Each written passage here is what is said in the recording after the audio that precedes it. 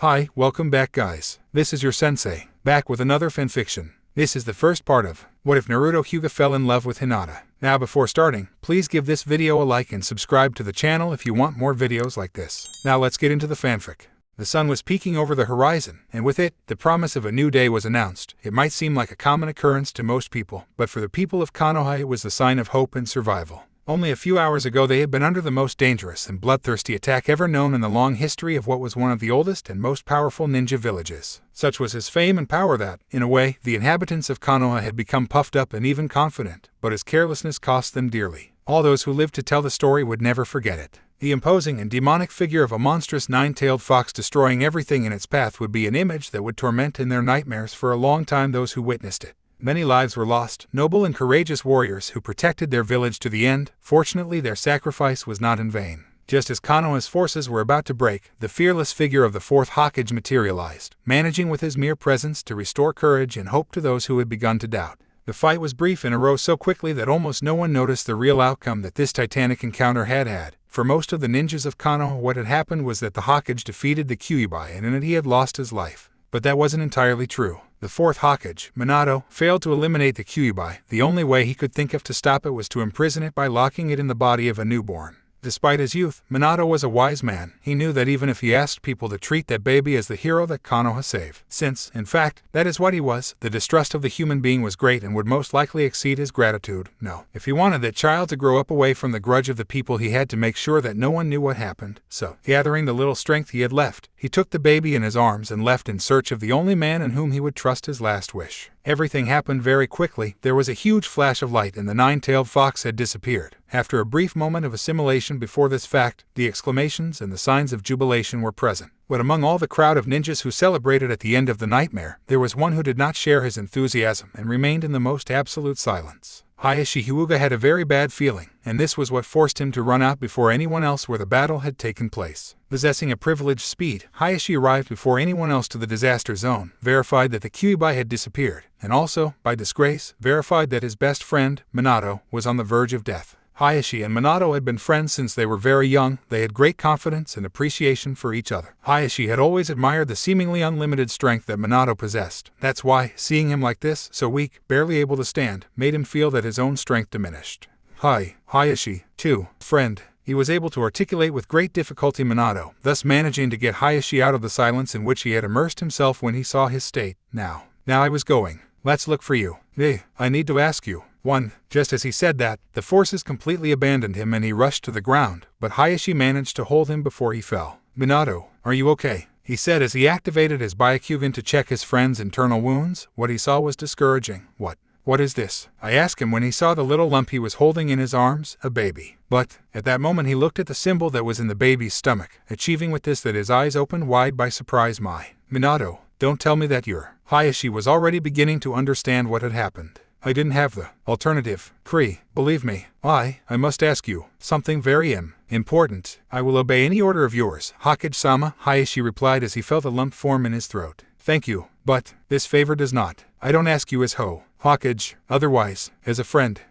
He interrupted himself for a moment to cough up some blood. I want you to, in charge of this small boy. Please, take care of it. Protect that no one knows who is it? I don't want it to grow. Being victim of the Ren people's grudge. Minato knew then that his time in this world was over. Don't worry, friend, Hayashi said when he realized that life was escaping from his friend's body. Thank you, he said in a barely audible whisper, then turned his eyes to the little boy who now rested in his friend's arms. With what little strength he had left, he brushed with his hand the face of the little boy who had fallen asleep. After saying this, his hand fell inert and his eyes closed. Hayashi felt his own eyes moisten as he contemplated the serene face and calm smile with which the fourth Hokage had left this world. Rest easy, Minato, or I will take care of this baby as if it were my own son. A sound behind him made him turn his face to find one identical to his twin brother, Hisashi, had caught up with him. Hayashi-sama, she said as she turned her whitish eyes to the Hokage's body and then to the baby in her brother's arms. What's it?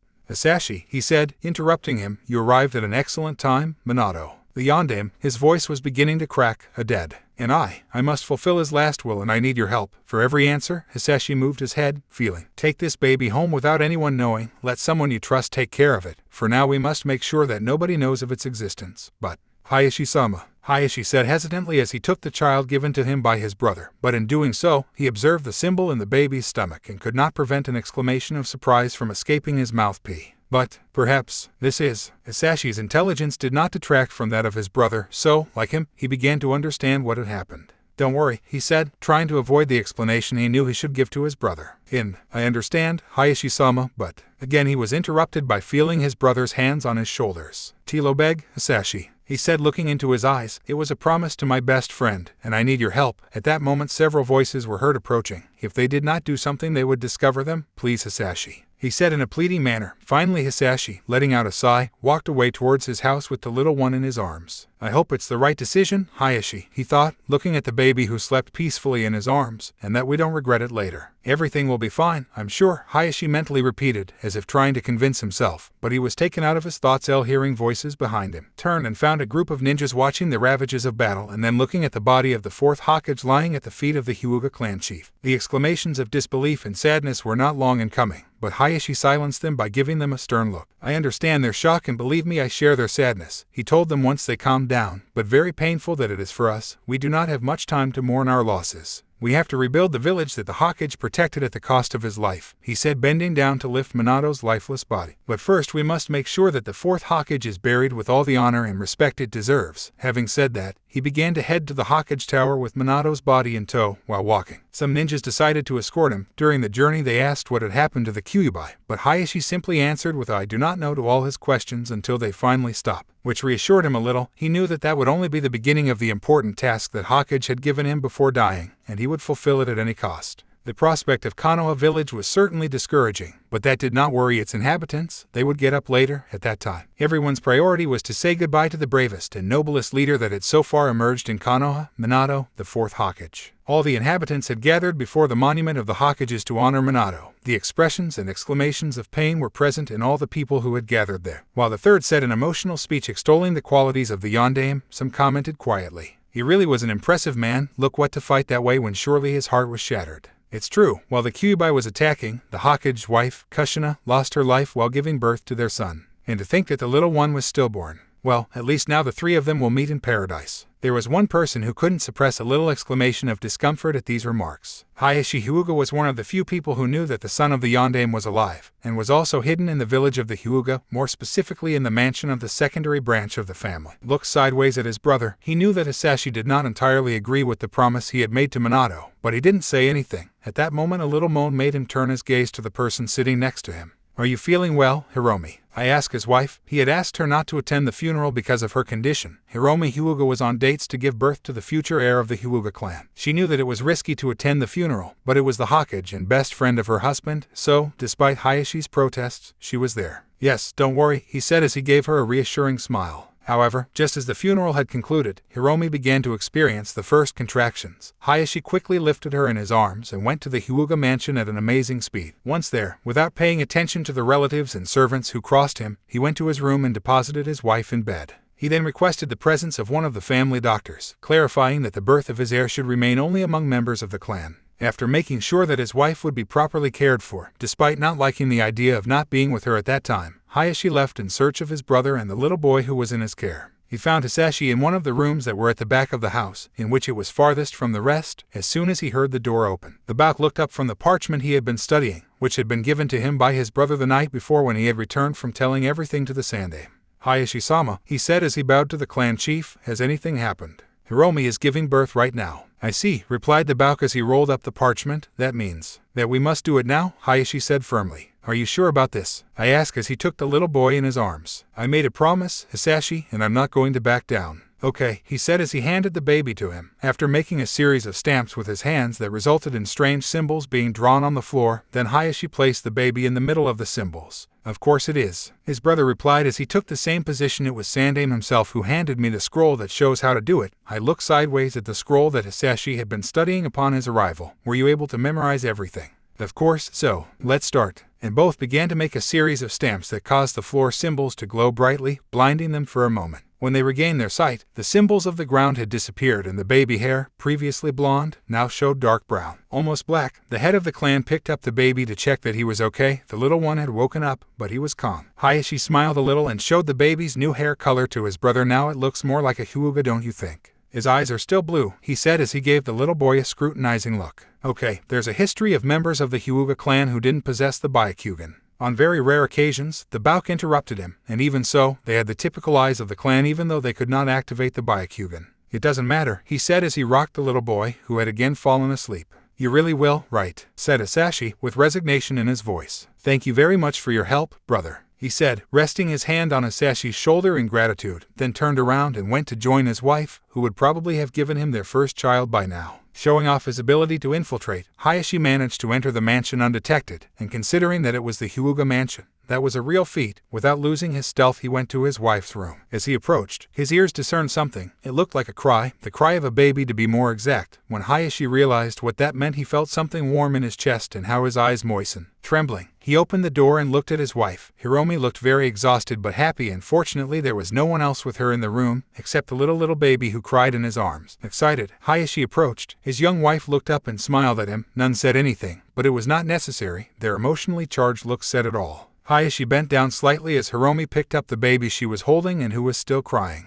Look at her, she's our daughter, said the new mother, her voice full of emotion. Isn't she cute? It's the most beautiful thing I've seen in life, he replied, equally excited, contemplating his newborn daughter Hiromi. Now it sounded nervous. Besides, Hiromi was surprised that her husband kept his distance. She hoped that at least he was eager to carry his daughter. I regret not having been with you at such an important time. It's just that Don't worry, I'm not upset, his wife interrupted him, guessing what Hayashi was worried about. Indeed, it is, and, well, I need to talk to you about that. But just at that moment, the crying of the little girl, who did not stop, woke up the baby that Hayashi was carrying in her arms, which had been so calm that Hiromi had not even noticed his presence. But, when she heard it, she discovered very surprised that Hayashi had a baby with him. Hayashi, she said, looking for the first time at the little bundle her husband was holding in her arms, and that baby. How? But what? I couldn't find the right question. What does this mean? He could finally say. For a moment I really doubt that he could fulfill the promise he made to his friend, especially seeing the inquisitive look of his young wife, but remembering the sacrifice of the Yondaime, he continued.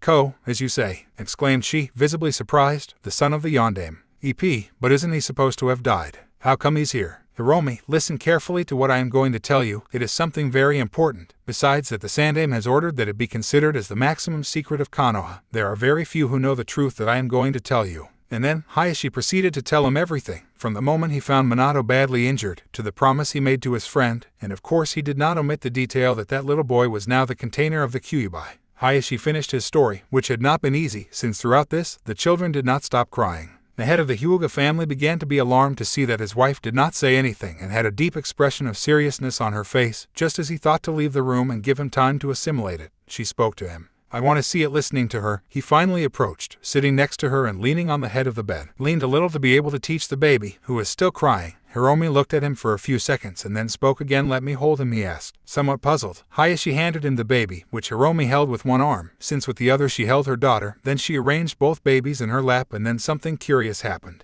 The little ones stopped crying almost immediately. It was as if their closeness reassured them. Hiromi thought of this as a sign. Then, before a surprised Hayashi, she smiled and then brushed her lips on Naruto's forehead and then on the little one while a sweet smile adorned her lips. Hayashi, look at our children. They are so beautiful. She directed her gaze towards her husband's surprised eyes. We are so fortunate to have been blessed with two healthy and adorable little ones. I hugged the little ones tighter against her chest. My little ones. My children. Seeing her so happy, so sincere, Hayashi felt how a lump formed in his throat due to emotion. There was no doubt that he had married a real angel. At that moment he felt more intensely than ever the love for his wife and also an immense gratitude, not finding the right words to express how happy he was at that moment. Hayashi only managed to sit next to his young wife and put one arm around her shoulders, drawing her towards him while resting his head with hers and directing his gaze towards the two little ones who were now peacefully asleep in their mother's arms. A couple of hours later, after making sure that both his wife and children slept peacefully, Hayashi left his room to go in search of the doctor who had treated his wife. As it was a member of the clan, his cousin Hontaro, to be more exact, found him immediately, quickly informed him that if someone asked, he should say or even swear that Hiromi HYUGA had given birth to a boy and a girl. Surprise. Hontaro wanted to know the reason for this lie, but Hayashi simply said that it was to be able to fulfill an order from Hokage and that if that did not work for him, Enough, the order of the Hyuga clan chief must be enough for him. Hantaro was not convinced, but he would not commit the stupidity of angering the clan leader, so he swore to keep the secret at the risk of his own life. Hayashi returned to the side of his wife and children. The next morning, news spread in Konoha that the leader of the Hyuga family was the proud father of adorable twins. There was a lot of activity in the Hyuga mansion, which, thanks to little Naruto, was not very rare. However, this day was different from the rest. Now the servants of the house did not go from here they're cleaning up the disaster caused by little Naruto-sama. Nor did the relatives of the aforementioned call him with angry shouts to see that they had again painted the corridors with grotesque drawings, but certainly funny. No, this time the servants were busy cooking, cleaning and tidying up the house while the clan members took care of preparing in their best attire. The reason for all this was very simple. It was the 4th birthday of little Naruto and Hinata. Truth be told, the Hyuga twins' previous birthdays hadn't caused such a commotion, but this year was very special. This would be the year in which little Hinata would be announced as the official heiress of the Hyuga clan. In addition, it would also be that day when she would meet the member of the Bauk who would be in charge of protecting her guardian, her cousin Neji Hyuga. When news of the birth of the Hyuga twins spread, clan members immediately assumed that the second to be born would be marked to serve the first. However, they were very surprised to observe little Naruto. He did not have the typical Hyuga eyes. The baby, instead of showing opaline eyes, equal to those of his sister, had beautiful intense blue eyes. The entire Hyuga clan was shocked. Certainly there were antecedents of members of the clan who did not possess the Byakugan, but never in the main branch, and also it was not known that they had eyes of color different from the typical Hyuga eyes. For this reason it was very predictable that Naruto-sama could not serve as the future head of the Hyuga clan, nor did he even qualify to be the protector of his little sister Hinata, who would obviously be named heir to the clan, besides that his cousin had been chosen to be his guard, and, by the way, little Naruto did not seem to like the idea. Naruto, Naruto, shouted Hiromi Hyuga as she watched the garden trying to locate her son, Naruto. Being the only one in the Hyuga mansion who did not possess the Byakugan had given Naruto an extraordinary ability to hide, which he learned to do very well because due to his constant antics he always got into trouble, not to mention. Hiromi made the corresponding seals and activated her Byakugan. After a thorough review she located her son climbing on top of a tree. Naruto, get out of there, it's dangerous, he said once he got to where the little boy was. The bad thing was that the call of his mother took the child by surprise, causing him to lose his balance and fall. Fortunately, despite her calm appearance, Hiromi was a skilled ninja, reacting quickly, jumping, catching Naruto in the air, and then landing with the little one in her arms. Naruto, are you okay? I asked him as I watched him closely for any wounds. I think so, I replied while he checked himself. He was close. What were you supposed to do there? He said in a tone of voice somewhere between annoyed and distressed. You could hurt yourself. I wanted to be alone, he said as he tilted his face so his mother wouldn't see the slight blush covering his cheeks. Did you want to be alone? That's not common in you. She felt surprised at that statement. Naruto did not like loneliness. Normally, when he was not dragging his sister to some mischief, he was doing one on his own, causing half a clan to chase him, which he seemed to enjoy. What is it that bothers you? I asked him while he sat in the shade of the tree and placed the little one on his legs. Tell me. He didn't seem to want to talk, but his mother's warm smile encouraged him. I heard several clan members say that a Hyuga with the Byakugan was not only rare, it was completely useless. Again he bowed his head so that his mother would not see his expression of sadness. Hiromi thought that when she found out who had said that, it would make her wish she didn't have eyes to see the ways in which she would torture him. Look for example at the yondaime. I know, but... Naruto buried his face in his mother's chest so she wouldn't see her blush. Is there anything else wrong? He asked her as he stroked her black hair. Finally he dared to look at his mother. If I had the Byakugan, I would be the protector of Hina-chan. The last thing he said, almost screaming and with his eyes closed in a clear gesture of frustration. Seeing this, Hiromi blinked in surprise and then smiled sympathetically. She had discovered the cause of her son's sulking. So what bothers you is not being named your sister's guardian. Naruto looked down again and nodded his head. And just because there won't be an official appointment, will you stop protecting your little sister? Of course not, he strongly denied. I'm going to protect Hina-chan forever, because she has been with me since before I was born. In Hiromi's eyes there was a flash of grief when she heard her son say this, but the little one did not notice and kept talking. Hina-chan is my twin sister and she is the person I love the most. Really? Asked his mother, raising an eyebrow. Well, realizing what he had said, Naruto showed his mother a mischievous smile and then hugged her. I love you very much too, Mom. And Dad too. And of course your sister loves you very much, and it will take much more than the fact that her cousin becomes her guardian for her to stop considering you the most important person in her life. Really? She stood up and put her son on the ground, then took him by the hand and started walking towards the house. Little Hinata hummed happily while her cousin Hikari brushed her bluish hair. Hikari was 17 years old and had been appointed nanny of the twins since the birth of these. Belonging to the Bauk could not oppose the will of Hayashi-sama. But the truth was that Hikari loved to be with her cousins. He had heard that normally twins had very different personalities, but little Naruto and Hinata took it to the extreme. Hinata was a very sweet and tender child. Her character was calm and shy, and unlike most members of the Sasuke, she treated the Bauk with kindness and courtesy. And in the case of some people, she was extremely affectionate. And of course Naruto was not far behind. He treated the same as the Sasuke and the Bauk. Since both branches had to endure their antics, he did not make distinction. What surprised Hikari was the fact that Naruto was always optimistic and never let up, despite the fact that many members of the clan treated him coldly due to his lack of Byakugan. Even so, little Naruto-sama didn't seem to care, unless of course, it was his little sister who reproached him for something. Then Naruto's mood completely waned. This was another thing that caught Hikari's attention. The Hyuga twins were very close. Since they were just babies, they showed very little willingness to separate. She had checked it many times when she had to take one of the babies out of the crib they share. They immediately began to cry and did not stop until they got back together. In fact, it required a lot of time, patience, and sleepless nights teaching them to sleep in separate cribs and later in separate beds. Now, as Hikari watched the sweet smile on her cousin's face, she deduced that she had not yet been informed that from that day on she and her brother would have to sleep in separate rooms. Ready, Hinata-sama, Nuncio Hikari. When I finish fixing her hair, I'm beautiful. Hayashi-sama will love it. Really, Hikari Wanasan?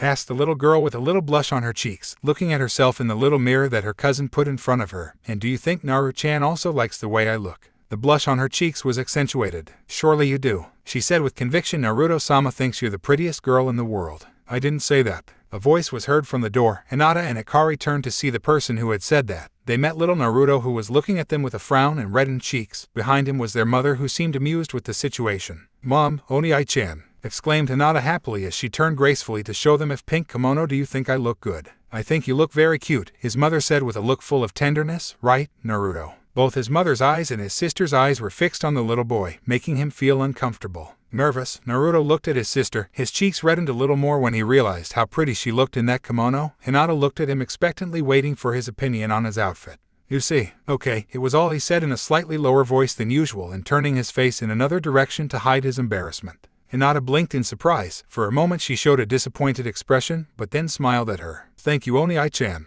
This caused Naruto to blush again. So here you all are. A new voice was heard, also from the door. Hiromi and Naruto turned their heads to meet none other than Hayashi Hyuga. Hikari immediately bowed as a sign of respect to the clan chief as he gave a scrutinizing glance at his daughter. Asashi and Neji along with the rest of the Bauk have just arrived. Yes, Hayashi-sama, look at her, said Hikari as she knelt behind Hinata, remaining at her height and placing her hands on the girl's shoulders, giving her a little push, making her advance a couple of steps. Doesn't she look beautiful? Hinata under her blushing gaze for a moment and then lifting her up and giving her father a shy smile. You were very cute, Hinata. He gave his daughter a discreet smile. Well done, Hikari. He turned to his wife. Is Naruto ready to see for yourself? He replied, looking at the little boy. Hayashi scanned his son with his sights. Apparently his navy blue yukata was spotless. Can I trust you to behave, son? I don't promise anything, replied the blue-eyed man with every intention of not being heard. Did you say anything? His parents asked him at the same time. No, nothing, he hastened to answer with an innocent smile. Okay, Hayashi said, not very convinced. Well, Hinata, he said, holding out a hand to the girl, it's time for you to meet your cousin Neji. For every answer, Hinata smiled sweetly at his father while taking his hand. Come and meet him too, Naruto, I indicate to his son. The idea of meeting his cousin did not attract much attention, but he wanted to see how was the person who was supposed to be the guardian of his sister. They walked down the corridor until they reached the garden. They kept moving forward until Naruto observed a group of people. When looking at their eyes, it was easy to guess that they were all from the Hyuga clan. When they were close enough, Hiromi stopped, taking her son by the hand, making him also stop, thus allowing Hayashi and Hinata to go ahead. The blue-eyed watched as his uncle also separated a little from the group with a child about his age. Naruto couldn't help but feel some envy when looking at him. His cousin looked a lot like his father. He wasn't like him, who looked nothing like his parents, or at least that was what people said when they believed that he couldn't hear them. Naruto watched as the scene unfolded, saw how his sister looked at his cousin for a moment and immediately hid behind his father's yukata. Naruto couldn't help but rejoice and smile at this. He was sure that would happen. After all, his little sister had always been very shy and didn't like to deal with unknown people. Surely his cousin would have to try hard to get Hinata used to him. However, the smile was erased from his lips when he saw his little sister come out behind her father to direct a shy smile to her cousin. That made Naruto very angry. How did that boy earn a smile from his Ni-chan? That smile belonged to him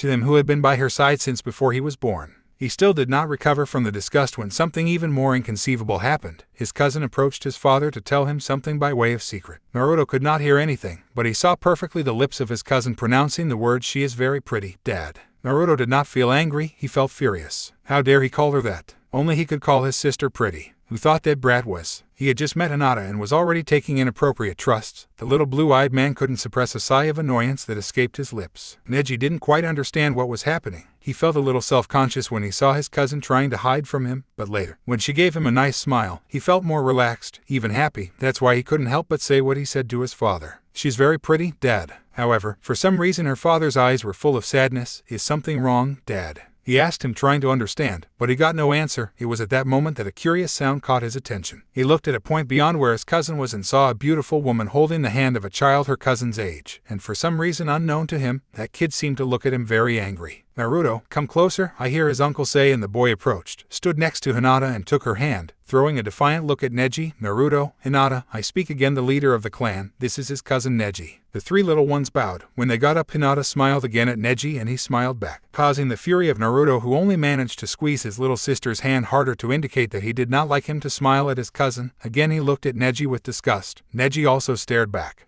Afterwards, Hayashi asked to lend Neji for a moment, and some of the people who had arrived began to leave with faces of few friends. Others remained in the place whispering with an expression of sadness, but little Hinata could not speculate the reason for the air of tension and discomfort that began to feel, because suddenly, her brother, who had not let go of her hand, began to pull her away from the others. "Oni-chan, you hurt me," he said as he quickened his pace so as not to fall. "Just hurry up," he replied, making his anger evident.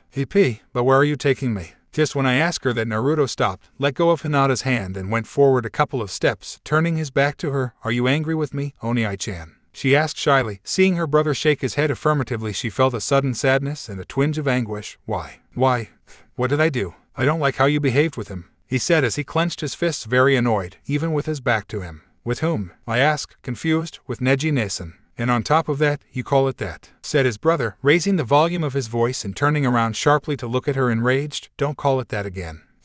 But, now besides sad, Hinata was somewhat scared. Her brother had never behaved like this with her. "No ifs and buts," said the boy as he eliminated the distance that separated them with great steps and stopping exactly in front of the girl so that his face was a few centimeters from that of his sister. "You will not call him Nason because he is not your brother. Your brother is me and I'm the only one you'll call that. You understand?" But she didn't want her brother to be mad at her, but she also didn't want Neji to feel that he disliked her, especially when she hadn't. "I don't think there's anything wrong with calling it that. I don't. Besides, I know very well that Naruto-chan is my only brother," he interrupted him while taking his hand and giving him a smile. "And Naruto-chan will always be the first in my heart." That seemed to calm his brother's anger a little, but he still looked somewhat annoyed. "Why did you smile at him?" I asked, looking away with his cheeks slightly flushed. "I find it nice," she confessed, which made Naruto look at her again with a frowning gesture. "He called me pretty." He said this as he let go of his brother's hand and began to play with his fingers, his face flushing and a shy smile on his lips. Naruto raised his voice again. Seeing that reaction from his sister made him feel furious again. How could he not do it?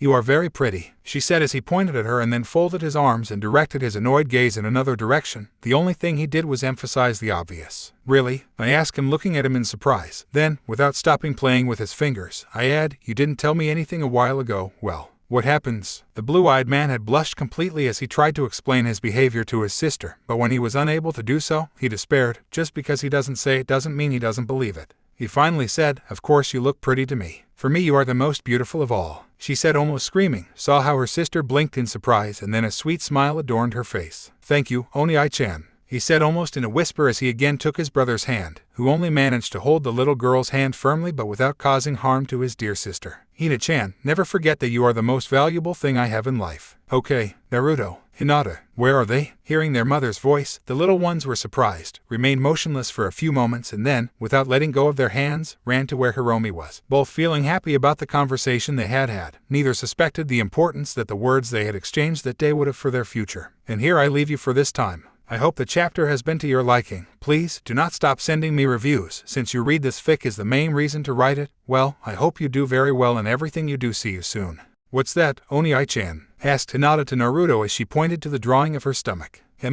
He said, looking at where his sister was pointing. "I don't know, I've always had it," he replied while pouring a bucket of water over himself to remove the foam from his hair. "Yes, I had already noticed," he told her as he imitated his brother. The two of them were taking a bath after a training session. "Yes, I would like to know too, but every time I ask Mom or Dad they just say it's something for my safety." She finished carving her brother's back and they both changed places. Now he carved Hinata's back. "Maybe they don't know what it is either." "Maybe," he replied. a couple of months ago that Hinata had been named the official heir of the Hyuga clan. That day, in addition to being assigned as guardian to her cousin Neji, she was also separated from her brother. Well, maybe the term separate was somewhat exaggerated, but for Naruto and Hinata, being assigned to different rooms represented a drastic separation. Flashback. After the celebration of his 4th birthday, they were met with the surprise that the gift of their parents was a great room for each one, and while the rooms were really fabulous, the gift did not please the twins in the least, who immediately began to bombard their parents with protests.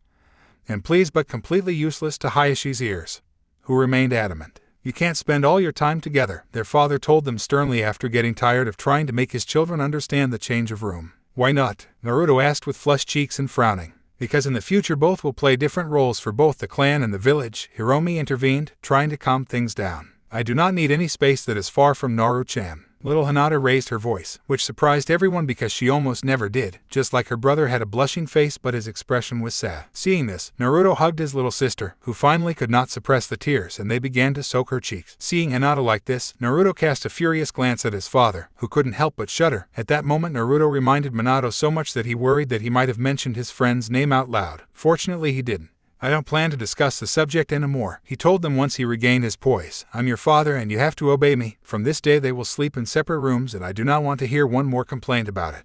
Naruto and Hinata did not say go either for or against, which Hayashi took as a silent acceptance, and indeed it was, because from that night they slept each in their own room, although the first night it could not be said that they slept, since on the one hand, little Hinata seemed that in her new room there was too much silence. After 4 years of listening to her brother's snoring, the calm reigning in the place seemed excessive. It made her feel alone. As much as she tried to sleep, she could not make it. Finally, tired of tossing and turning in her new bed, she got up, left her room and stealthily went to her brother's that was right in front of hers. And on the other hand, Naruto had not fared any better. His room seemed too big and cold, something was missing. He lacked to feel the scent of his sister. He liked it very much. It was a sweet aroma like caramel, but with a floral touch. He was very used to sleeping breathing that aroma because normally, when Hinata was afraid, he got into his brother's bed, since only then did he sleep peacefully, and Naruto liked those occasions. He did not know why, but waking up and seeing Hinata next to him made him feel happy. But now, in the dark, far from his little sister, he felt lonely, so much so that the room seemed even bigger, gloomy and cold than it seemed at first. He was so busy tossing and turning in bed trying futilely to fall asleep that he didn't hear the door open or his sister coming into his room.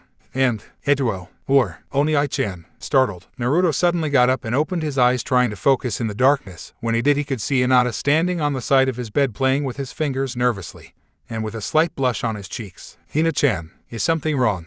It's just, I couldn't help but feel a little embarrassed. No, I can't sleep. Yes, neither do I. It is that the room is very large, and, well, it feels different. And so, well, he remained sitting on his bed while he felt how his cheeks began to color too. He knew the reason why his little sister had gone to look for him, but for some reason he was sad to say it. Etuo, I.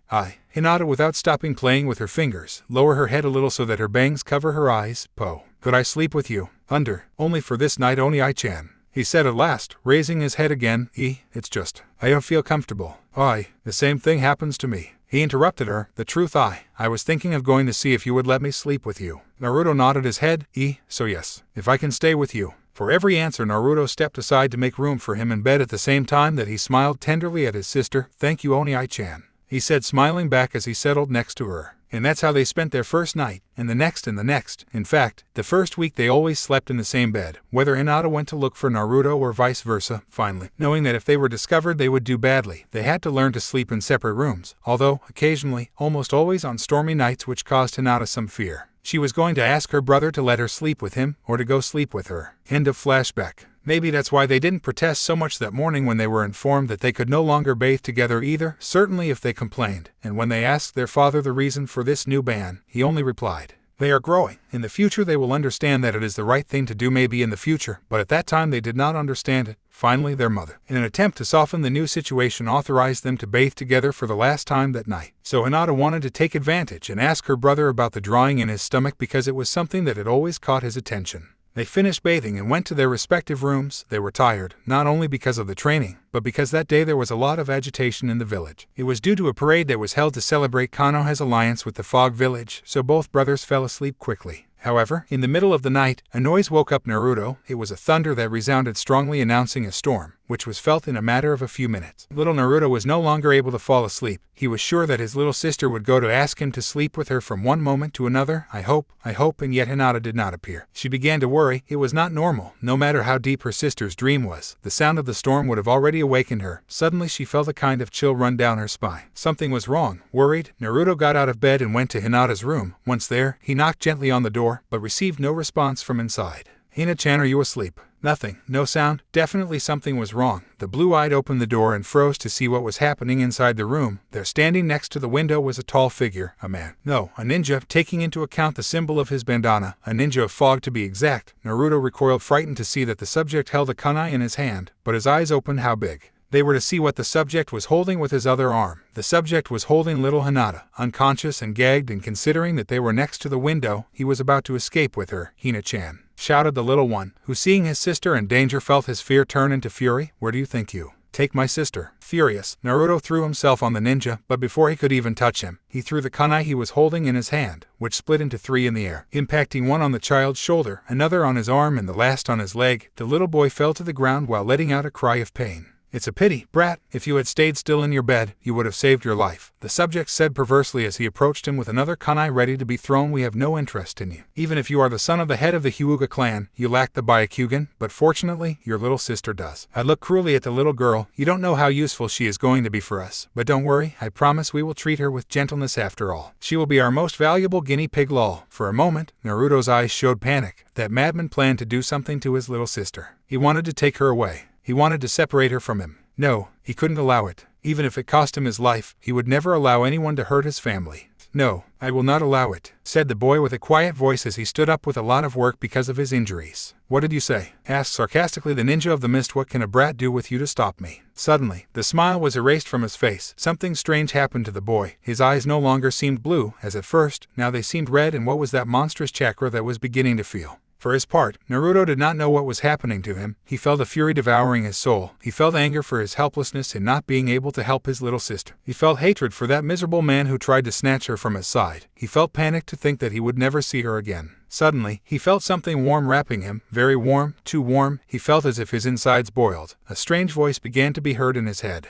"You want to save the girl, don't you?" That voice, cold, gloomy, where did it come from? Perhaps, Kui, who are you? Naruto asked. He felt as if he was inside a dream, as if everything around him happened in slow motion. "That doesn't matter," replied the voice. "Answer me, do you want to save that girl?" "Yes, if I want to," he replied in a whisper. "Okay, this time, I'm going to help you." And Naruto felt as if his fury and contained helplessness erupted. He suddenly felt strong, very strong, so strong as to face that unhappy man who had dared to touch his sister. He would not hold back. That wretched man had dared to put his dirty hands on what mattered most to him, and now he would pay the consequences. "Q, what the hell is it happening to you, brat?" the fog ninja asked as he tried to back off. Something strange happened to the boy. Suddenly a red aura began to appear around him. The brightness of this began to increase until it became a whirlwind of chakra whose power was terrifying. Suddenly, the boy's eyes flashed. His previously black hair began to change color. He had become blonde and had become upward, giving a fierce appearance to the child which now caused fear. His nails that at first seemed normal had become sharp claws, and to top off the strange marks on his cheeks had been marked even more. His appearance was. What the hell is this kid? And when he saw how the little one took out the kunai that he had embedded and how the wounds closed almost immediately, the ninja felt how panic took hold of him. "Do you want to know what a brat like me can do?" the boy asked. His voice sounded strange. It was as if a dark voice had mixed with the childish timbre. The effect was creepy. One thing was for sure, that child was not normal. "I must get out of here." The ninja turned around and tried to get out the window, but before he could even touch it, the boy appeared right in front of him and gave him a direct blow to the face which sent him crashing violently against the wall. The ninja was sure that his nose had been shattered. He tried to sit up, and it was when he realized that he no longer had the girl. He looked up and saw how the boy held her in his arms. The now blonde scanned with his gaze to the little girl, as if making sure she was not hurt, then carefully placed her on the ground behind him and turned his attention to the ninja. The bloodlust in that child's eyes was such that the ninja could have sworn that no adult he had ever faced, no matter how strong, had ever caused him such fear. "I can see your fear," said the boy as he approached slowly with a sadistic smile on his lips. "I like it." A heart-rending scream was heard throughout the Hyuga mansion. Hayashi Hyuga slammed up. What had that noise been? It looked like a scream. "Did you hear?" asked Hiromi, frightened, who had also gotten up. "It seems that someone screamed." "Yes," her husband replied, getting up, "and I don't like how it sounded. It came from one of the children's room." Frightened, Hiromi tried to get up, but Hayashi stopped her. "No, I will go." and he hurriedly left his room. If anything happened with the children, whatever, he did not want Hiromi present. Just a couple of weeks ago they had found out that she was pregnant again. Lately it seemed that his wife's health was failing a bit. Maybe it was because of this new pregnancy, and if so, the last thing she needed was something to upset her. Hayashi quickly arrived at the children's room. He was surprised to see that his brother Hisashi was there. He was in front of the door of Naruto's room. Apparently nothing had happened with him because he saw how his younger brother closed the door. Before this, and without wasting time, Hayashi went to the door of his daughter's room and opened it suddenly. Both brothers shuddered to see what was going on inside. Hinata was on the ground, gagged and apparently unconscious, although it seemed that she was beginning to wake up, and later there was a man bathed in blood. By the way he moved it seemed that he was still alive, but it would not be for long because he had a deep cut in his throat, and considering the position of his arms and legs, these were destroyed. The ninja was sitting on the ground, and in front of him you could see a small figure illuminated by a strange reddish glow. The power it gave off was such that both Hyugas did not seem to be able to approach. The boy held the man by the throat with one hand that showed sharp claws, and it was evident that with his other hand he was preparing to release a lethal blow to the terrified subject who was in front of him. "Hey, no, Naruto?" Hayashi asked, somewhat frightened. Upon hearing it, the boy turned his face to look at the men at the door, although his cold expression did not even flinch. Hayashi and Hisashi felt a chill run down their backs when they saw the blonde hair that Naruto had at that time, and also those red eyes that had a sadistic glow. "Stop. Tio, what are you doing?" "This miserable attempt to kidnap Hina-chan," replied dryly. Something had the voice of the child that sounded sinister. "He must die." Yes, you're right, that man did wrong, but..." Slowly, Hayashi began to approach where little Hinata was and began to pick her up for Naruto to see, but you stopped him. He can't do anything anymore. Now he is unable to hurt her. You have protected your sister, but now you must calm down. Hayashi shuddered to perceive the bloodlust in her son's eyes and voice. He was going to hurt her. "You must pay. It is no longer necessary. Hinata is fine, you see." Hinata opened her eyes a little, stunned. She could not focus well, but she could distinguish someone. But Naruto didn't have blonde hair. What was going on? Hayashi carefully removed the tape covering his mouth. "Or, Oni-chan," was all he could say before fading away again. Naruto said quietly, and suddenly, he also fainted. However, before his body even touched the ground, Hisashi moved at an incredible speed and caught him. Just as the little boy's eyes closed, his hair turned black again and his nails and the marks of his face returned to normal. Hayashi and Hisashi exchanged worried glances and then stood up, each holding one of the twins. "This is serious," said the Bauk, looking at the ninja on the ground who was trying uselessly to breathe. "Well, that doesn't justify that I tried to kidnap the heiress of the Hyuga clan. We have to inform the Hokage immediately," the Sauk replied dryly. "How will you explain what happened to that unhappy person?"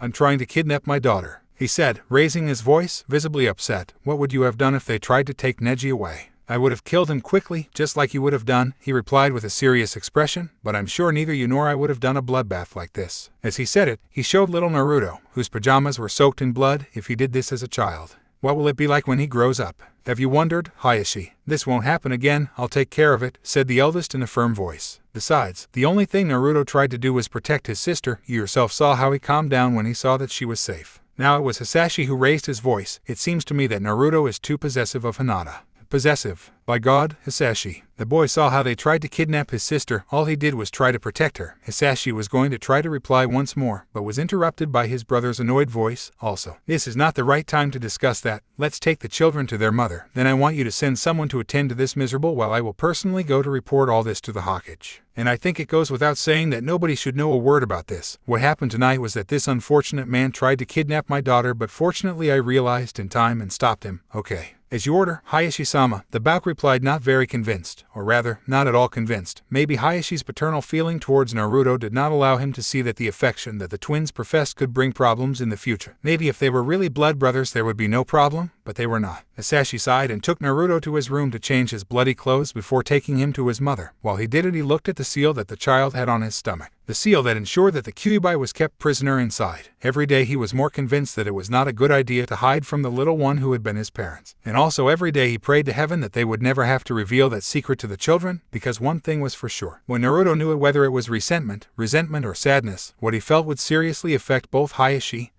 and Hinata. A couple of hours later, the Hokage and several ANBUs were in the Hyuga mansion. The Fog Ninja was still alive, but it was certain that it would not dawn, so they quickly contacted the Fog Village to find out about the incident. "It's lucky you didn't kill him, Hayashi," said the Hokage, observing the mess of the place. "Time, they're all gone. Could you explain to me exactly what happened here?" EP, but if you were already told, Hokage-sama. Hayashi, I'm experienced enough to realize that you didn't kill that man. If anything is known throughout Konoha is that the fighting techniques of the Hyuga clan are famous for causing death without the body suffering the slightest damage on the outside. And what we have here is a brutally shattered body. Without a doubt, that ninja must have been tortured before he was left as. I stay at the end. Hayashi was silent for a moment. I knew that the Hokage would notice. There was no point in hiding the truth from him. You're right, Hokage-sama, I don't kill that man. Who did it was. It was. The truth was that it caused him some anguish to say it. It was Naruto, right. That's right, but he arrived just as that wretched man was trying to take Hinata and well. Naruto was just trying to protect his sister, I don't think. Please calm down, Hayashi-san, said the Hokage with a reassuring smile. I don't plan to retaliate against Naruto if that's what you're worried about. Hayashi couldn't suppress a sigh of relief. Do you think the Kyuubi will take control of Naruto's body in the future? He was surprised to see that the Hokage seemed to share the same idea as Hisashi. I'm not sure about it. Tonight the seal remained intact, but a spark of its power was released. It did so because the little one was furious to see your daughter in danger. I know, said the Hyuga heavily. Apparently, it seems that the Fox chakra is linked to Naruto's emotions. And Naruto's emotions are closely linked to what happens to his sister. The Hokage now seemed worried.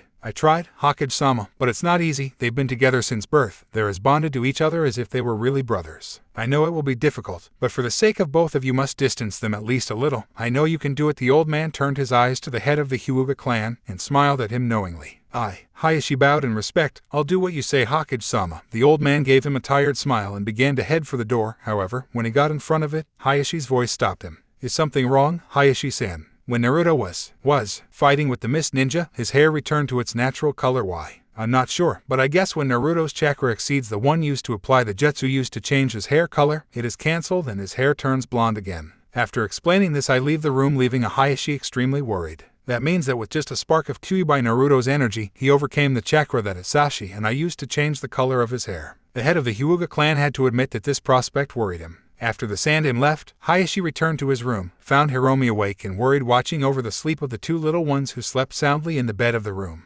Distraught, Hiromi begged her to tell her what happened. Hayashi did so, of course, omitting some parts of the story, particularly Naruto's participation in the massacre that night. She seemed to be reassured to know that the incident would not bring major problems to her family. However, while watching Naruto and Hinata sleep peacefully with their little hands rubbing and a smile drawn unconsciously on their lips, they wondered how they would break or at least diminish the deep bond that bound those little ones together. They had no idea that their attempts to distance them a little would only have the effect of deepening the affection of both in a somewhat worrying way. So much for this time. I hope you liked it. Thanks for taking the time to read my fic, and please do not stop sending me reviews. See you next week. Hinata was floating in the middle of the darkness. She couldn't see, feel, or hear anything. She looked like she floated in the middle of nowhere. She opened her eyes and tried to focus on something, but there was nothing, only darkness around her.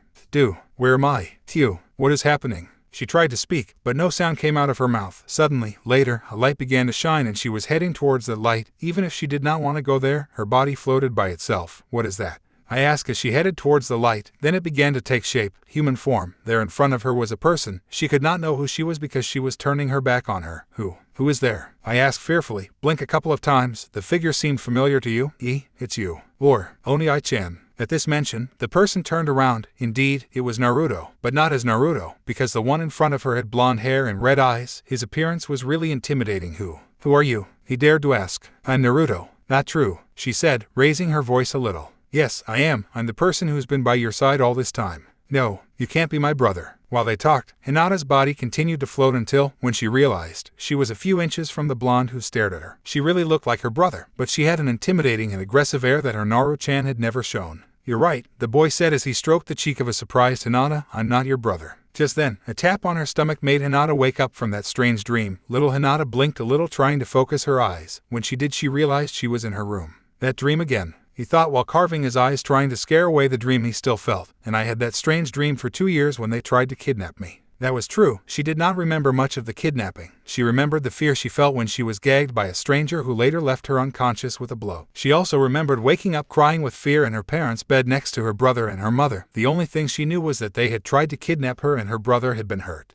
trying to defend her, but fortunately her father arrived in time and had saved them both. However, at times, especially after having those strange dreams, she felt as if her mind was suppressing something very important that had happened, but she just couldn't remember anything. She was taken out of her thoughts when she felt a tap on her stomach again. Still somewhat sleepy, she turned her face and found that of her brother, who was fast asleep next to her. Hinata could not help but blush. Naruto was sleeping peacefully next to her. She raised her head a little to check that the tap she had felt in her stomach was nothing more than Naruto's arm, who was hugging her, maybe unconsciously, because he was asleep, but it was a hug after all, so Hinata couldn't help but slam into bed and abruptly pull her brother's arm away from her. "Oh, Inai-chan," he shouted as he pushed his brother. "Ouch," exclaimed the blue-eyed man when he woke up violently on the floor. "Why did you do that, Hina-chan?" I asked him as he rubbed his head where it had stuck when he fell. "Not that it was the first time we slept together." "I'm sorry, Oni-chan," she said as she got out of bed and looked at where her brother had hit himself. "It wasn't my intention to throw you out of bed, it's just that I was a little surprised to see you." Naruto closed his eyes and let himself be pampered by his sister. "Does it hurt?" Hinata asked. She stopped rubbing her brother's head and looked at him questioningly. "What happened?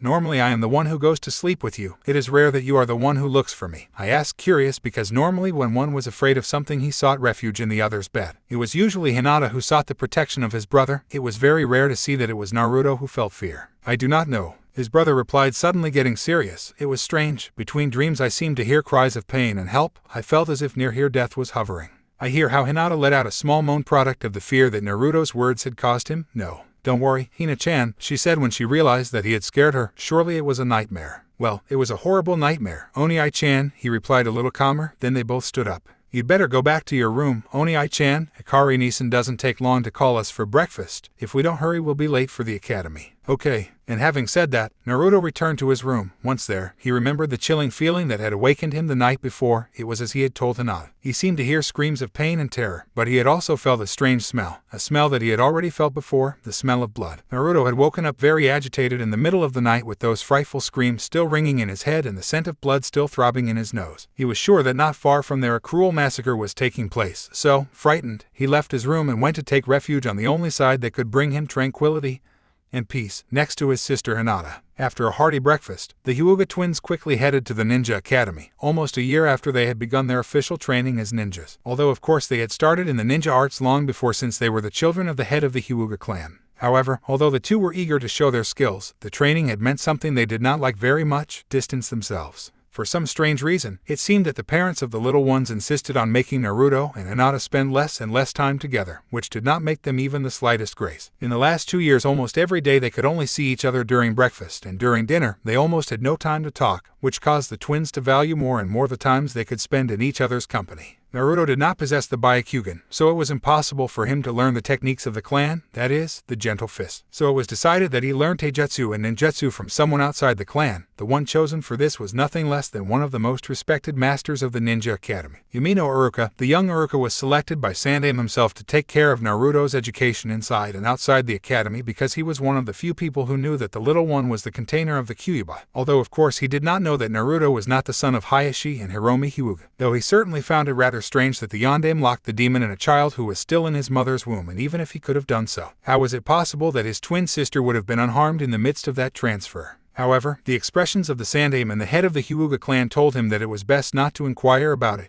And that's how, from the age of 4, Naruto and Hinata had to train long days completely away from each other. Naruto received his training at one end of the house next to Uruka-sensei, and Hinata received him on the other side with his father. And what annoyed Naruto the most was that, every time Hinata needed to train with someone, it was none other than Neji Hyuga with whom he did it. Naruto couldn't help but feel some anger at the thought that his cousin was starting to spend more time by his sister's side than he did. For his part, Neji did not mind training with his little cousin, rather it was the opposite, because the little girl, despite the friction and tensions between both branches of the clan, treated him with great familiarity and affection. And although Neji's father showed some reluctance to the affection he felt for Hinata-sama, he just couldn't help but see her more as his sister than his cousin. Although this made his cousin quite angry, the truth was that since they met, Neji and Naruto did not get along very well, but Neji did not care about it. After all, his duty was to exclusively protect Hinata. The problem with this curious situation between the twins and their cousin was that Naruto didn't like Neji spending so much time with his sister. He was worried that his cousin would come to usurp his place in Hinata's heart, and the result was that, in order to get his sister's attention, in more than half of the clan, Naruto's antics were becoming more frequent, to the extent that they soon began to refer to him as hyperactive ninja. But if with this Naruto made sure that he had all the attention of his sister, the rest mattered little to the little blue eye. They arrived at the academy, and after greeting some classmates, they sat in their respective places, side by side. Just at that moment, a girl with brushy hair entered the room and sat a couple of rows ahead. "Sakura-chan has arrived," exclaimed Naruto excitedly. Hey, hello Sakura-chan," he shouted excitedly as he shook his hands trying to get her attention. However, the pink hairhead did not seem to hear him. Oni-chan, you're going to get punished again if you keep making a fuss, Hinata told him with a somewhat frown. She couldn't help but feel some annoyance when she saw her brother desperately trying to get Sakura's attention. It wasn't that the girl disliked her, on the contrary. Since he met her when he entered the academy, Hinata felt sympathy for Sakura, but she found it quite annoying that her brother showed interest in her. She did not know why. It was obvious that her brother was going to make friends at the academy, but it was evident that the interest she had in the pink hairhead was special, and that made her feel annoyed and sad at the same time. Just as it felt at that moment when Sakura finally turned to look at Naruto and he showed her his best smile. If Hinata wasn't so shy, she probably would have thrown something at her brother to wipe that stupid happy expression off his face. "Hello Hinata, Naruto," he said to them. Hinata responded with a gentle wave of his hand while Naruto waved his hand too hard.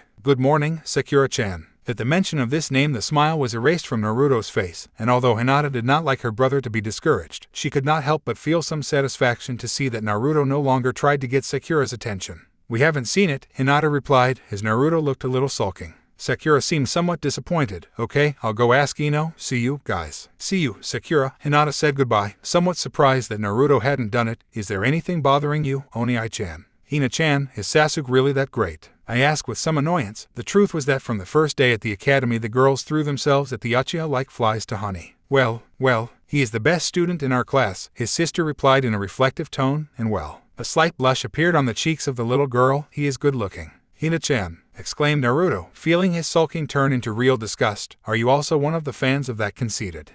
"No," he hastened to answer. It's just, you were the one who asked me, Oni-chan." But Mizuki-sensei's entry into the classroom prevented the twins from continuing their conversation. Naruto was surprised that Iruka-sensei was not present. Something must have happened for his substitute to be sent. He suddenly remembered that during breakfast his father received a message informing him that Hokage urgently required his presence. A strange chill ran down the back of the blue-eyed. He was afraid that everything was related to that strange feeling of death that had awakened him during the night. Hinata asked her brother when she saw how he moved his head on both sides while carefully observing all the students of the academy who were at lunchtime. When the little girl noticed the restlessness of her brother, could not help but feel some anger because he imagined that Naruto was trying to locate Sakura. "No, it's just that it seems that Sasuke fears didn't really attend classes today." "I see." A strange sense of relief came over her. "And can't you eat without having your fight for the day?" "But what occurrences do you have, Hina-chan?" Hinata only let out a small chuckle in response. Although his brother denied it, he felt worried about the young Uchiha. Although it could not be said that they got along, they could always be found together, arguing clearly. Hinata remembered perfectly how their curious friendship enmity had begun. Flashback. It was her first day at the Ninja Academy. Hinata was a little nervous, but Naruto was impatient, and it would make it very clear that he was superior to Neji. After the first classes, at lunchtime, he was surprised to see the number of children who would study with them. He felt very encouraged, especially when he saw a certain little girl with pink hair who seemed very cute to the naked eye. However, the little pink hair was completely erased from his mind when he turned to his side and found that his sister was not Hina-chan. He found her later, smiling sweetly at a puppy who let himself be caressed by her, and next to her a boy with brown hair and strange marks looked at her with a big smile. "Akamaru seems to like you," said the chestnut tree. "Is his name Akamaru?" asked Hinata as she looked at the boy while still petting the puppy. "Yes, and I'm Kiba." "And who asked you?" "And who are you?" said Kiba, who also looked annoyed. "He's my twin brother, Naruto HYUGA," said the little girl as she got up so she could be right in the middle of the boys. She didn't want her brother to get into trouble so soon. "Twins? They look nothing alike," said Kiba as he took Akamaru and put it on his head. Naruto was very annoyed when they mentioned the little family resemblance he had. "Let's go, Hina-chan." I take his sister by the hand and try to leave. However, when he turned, he collided violently with someone who was passing by, resulting in both falling and the other boy's lunchbox scattering on the floor. "Look what you did, Baka," said the boy who had bumped into Naruto as he got up. "It was an accident," Naruto replied as he also got up. "Besides, you weren't paying attention either." Then I look at his lunch lying on the floor and turn to Naruto with clenched fists. "Now you owe me a lunch." "I don't owe you anything," said Naruto, raising his voice. Hinata knew she had to reassure her brother or she would get into trouble. "Or, Oni-chan, you shouldn't fight on the first day of school." Just then the boy stopped seeing Naruto and looked at the girl behind him, and as she held 2 lunch boxes in her hands. "Are you this dope's sister?" Yes, she replied timidly. At that moment, the boy stood right in front of her and took one of the lunches she was carrying. "Then I guess one of these is his," and as he threw my lunch, it is fair for me to keep his, and without saying more he began to walk away. Naruto tried to get out after the boy, but Hinata stopped him by holding his arm. "Who the hell do you think you are to act like that? I'm Uchiha Sasuke," and he got lost in the crowd of onlookers who had stopped to watch the incident. The blue-eyed one shouted at him, although the Uchiha had not heard him, then turned to his sister who was still holding him. "Why did you stop me, Hina-chan?" because there was no need to fight. He smiled at him in an attempt to reassure him. Besides, you messed up his lunch. But he couldn't find a way to refute that, so he let out an exclamation of annoyance. And now that I'm supposed to eat. In response, Hinata extended her own lunch to her brother while still smiling at him. Do you want us to share it, Oni-chan? Naruto smiled back. No matter what happened, if Hinata was on his side everything would be fine. End of flashback. And from that day on, Naruto and Sasuke argued at least once a day, argued about anything, and soon, an atmosphere of competitiveness began to open between them, where, unfortunately for his brother, the Uchiha seemed to be always superior. Even so, it was evident that one did not feel comfortable without the other. They seemed to enjoy competing. What do you think, Hina-chan? Nothing important. He knew that his brother would not be amused to know that he was thinking that he and the boy Uchiha were good friends. At that moment the bell was heard announcing that classes would restart. HYUGA was truly shocked. That morning when he had received the message that the Hokage wanted to talk to him, he imagined that something important had happened. And indeed it was. There in the middle of a room with the main leaders of Konoha had been released the surprising news that the entire Uchiha clan had been exterminated, neither more nor less than by the prodigy of that same family, Uchiha Itachi. They had already spent several hours discussing the repercussions that this act would represent for Konoha. It had also been commented that security measures should be taken and who would be in charge of investigating the motive behind this bloody massacre. At that time, what was discussed without finding any solution was what was going to happen to the only survivor of the massacre, the youngest of the clan, Uchiha Sasuke. The child must be left in the care of someone responsible. He is the only survivor of one of the most powerful clans in the village. We must protect him at all costs, said an old man in an energetic voice. Of course the safety of the child is our priority, said the Hokage. That's fine, said a man sitting next to Hayashi, but the important thing now is that it happened with the child. He has no relatives, except his brother who has now become a traitor and a murderer. There are many well-known families who will gladly agree to take care of him, said another person. But the child should not be left in the care of just anyone. The person next to Hayashi spoke again. Remember that it is an Uchiha. The person in charge must make sure that the child develops his skills properly. At this comment everyone present began to speak at the same time. Why isn't he in the care of the HYUGA clan? Commented the old man with an energetic voice, causing everything to fall silent and Hayashi to stare at him with a serious face. The closest thing that boy has to his relatives is the HYUGA clan. Then a new horde of comments both for and against were heard. That's nonsense. The HYUGA clan is already in charge of keeping an eye on the nine-tailed fox. Besides, the clan leader's wife recently passed away. How could Hayashi-san take care of the Kyuubi and the Uchiha heir at the same time by himself? It would be very risky for young Uchiha to grow up next to the nine-tailed demon, someone was heard to say contemptuously. For Hayashi, that was the straw that broke the camel's back. Gentlemen, I have to remind you that what is being discussed here is not my son's condition. The HYUGA clan chief's high tone of voice caused everyone to be silent. Then someone ventured to comment. Hayashi-san, you don't need to refer to the child as your child here. We all know he's not. Naruto is my son.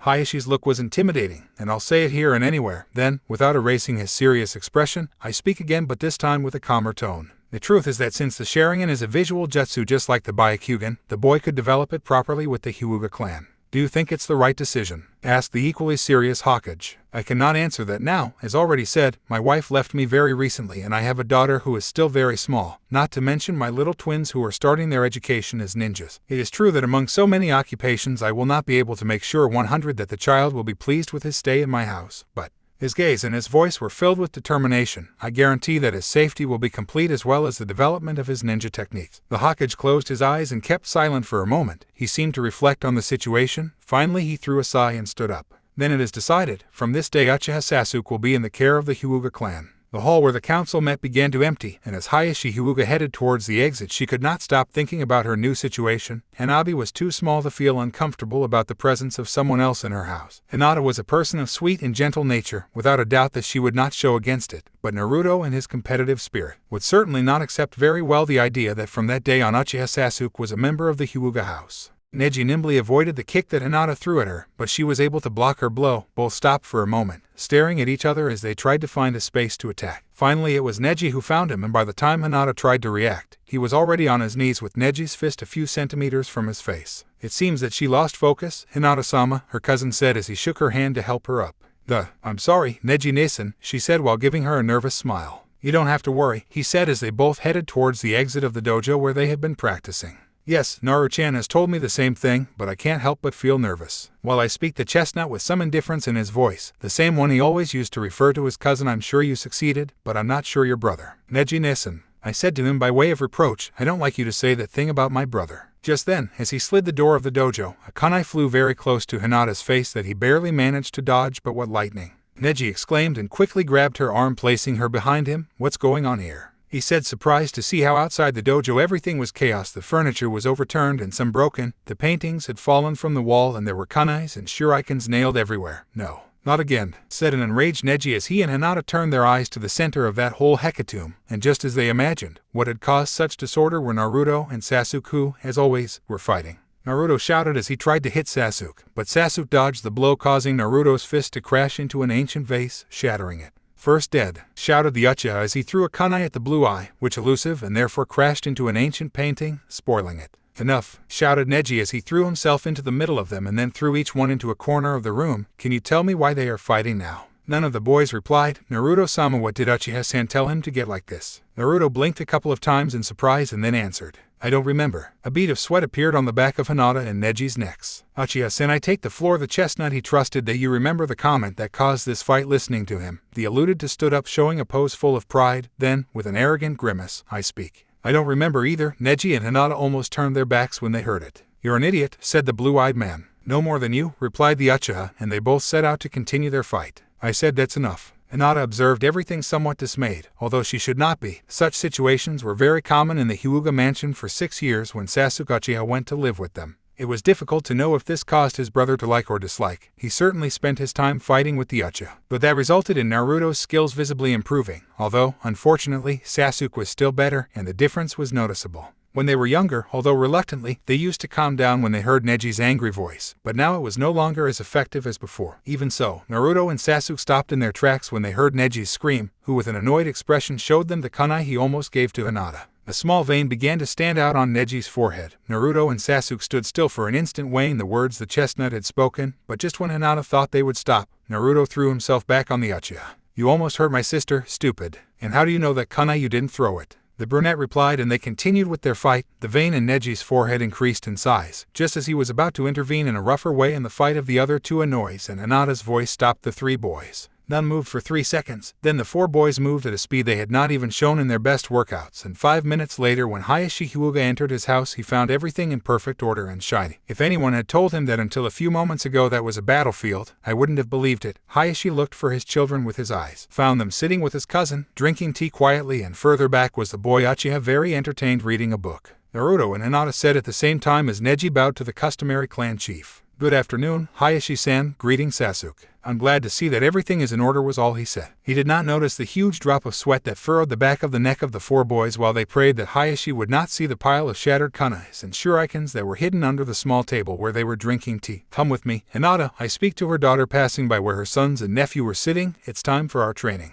Yes, Dad, he replied quietly and left the room following his father. Naruto watched silently and with an expression of sadness as his sister left. Since his mother had died, his father had changed. Every day he lost his warmth and became a cold man who always demanded more from his daughter. Even, very recently, he had forced Hinata to fight with his little sister Hanabi, and she had been about to let herself be won over by her little sister. It was normal. Her mother died when Hanabi was only a few months old, so she did not remember her. However, every person she asked how her mother was answered the same. Her mother was identical to Hinata. This caused Hanabi to be very attached to her older sister, if not for Hikari, that now was in charge of taking care of the little Hanabi, most likely considered Hinata more a mother than a sister, so, the little Hanabi, when she felt the need to feel maternal affection, went to her older sister. At first that caused some jealousy to Naruto, but Hanabi was also his sister, and loved her. In fact, Hanabi was the only person Naruto tolerated stealing his sister's attention, and of course Hinata loved her little sister very much, so when her father forced her to fight with her, she was about to let herself win. But at the last moment she did not, because she knew that it would be humiliating for Hanabi and deceptionante for her father and for Naruto, and that would never allow it. Sasuke watched the look that Naruto and Hinata gave each other before she disappeared out of the door following her father. Since she had arrived at the Hyuga mansion 6 years ago, she had realized that the union between those brothers was uncommon. Sometimes she could not help but experience some envy when she saw them. He was sure that neither of them would betray the other as they had betrayed him. On the other hand, although he still retained that cold and sometimes presumptuous air, he could not deny that he had begun to feel certain ties that united him with the Hyuga family. And he meant something more significant than gratitude. He felt respect for the head of the family, who had not collapsed before the loss of his wife, he also felt some sympathy for little Hinata, who despite lacking her mother and receiving a somewhat cold treatment from her father did not lose heart. And Hinata, well, when she learned that in her new house there was a girl who was her classmate in the academy, she worried. She already had to deal with her fans at school and did not like the prospect of doing it at home, so he was pleasantly surprised when he saw that Hinata was friendly, but nothing more, and Naruto. Well, I couldn't say they were friends, or at least not quite, but hey, Naruto was the closest thing to a worthy rival he had. Although he did not consider himself as a member of that family if he considered himself as the one who knew them best, after all. He had spent 6 years observing them and over time he had perceived something in the treatment of the twins. Without a doubt they were very close to each other. That was normal between twins, I understood. However, there was something else, I was not sure what, but I knew that Naruto's need to protect his sister was sometimes somewhat exaggerated. Only when Sasuke arrived at the house had warned him in a somewhat forceful way that he would not approach his sister. Flashback. Naruto, Hinata, his father told them as he placed his hand on the shoulder of the boy standing next to him, "You know Sasuke-san, after all. He's his classmate." Both brothers nodded. Well, due to unfortunate circumstances, Sasuke-san has lost his family, that's why from today he will live here. Yes, sir, they both answered at the same time while looking at Sasuke, and he returned their eyes completely expressionless. Okay, then I want the two of you to show him your room. It will be the one next to yours, Naruto.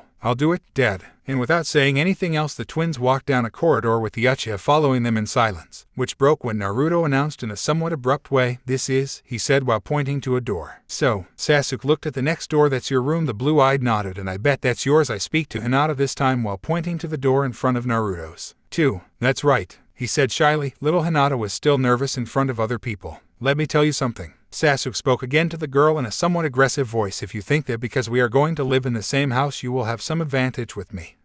How? The girl didn't understand what she meant. "All the girls at the academy are bothering me, so if you intend to, my sister has no interest in you." Naruto interjected using the same tone as Sasuke. "In case you haven't noticed, she doesn't even turn to see you in class. She doesn't need to get the attention of a cocky guy like you, especially when she has me to take care of her." He took his sister by the hand and began to walk away. "I warn you, if you do something to my sisters you will see them with me. And don't even think about surrounding my Hina-chan if I'm not present." End of flashback. And indeed, Hinata was not one of the stalkers who tortured him daily. It took a long time for her to have enough confidence to maintain a normal conversation, and to that was added the detail that Naruto did not like to talk if he was not found. Although that had its advantages, because when Sasuke wanted to annoy the blue eye he only had to comment something nice about Hinata and make him blush. This always made Naruto go out of his boxes, and the Uchiha had to admit that making Naruto angry was his favorite pastime. However, with the passage of time he found the relationship of the Hyuga twins more and more strange. Lately Hinata blushed too much with the closeness of Naruto, even stuttered a little when they were together. For his part, Naruto simply could not tolerate someone trying to win Hinata's sympathy. Sometimes the affection between the twins seemed much more than fraternal.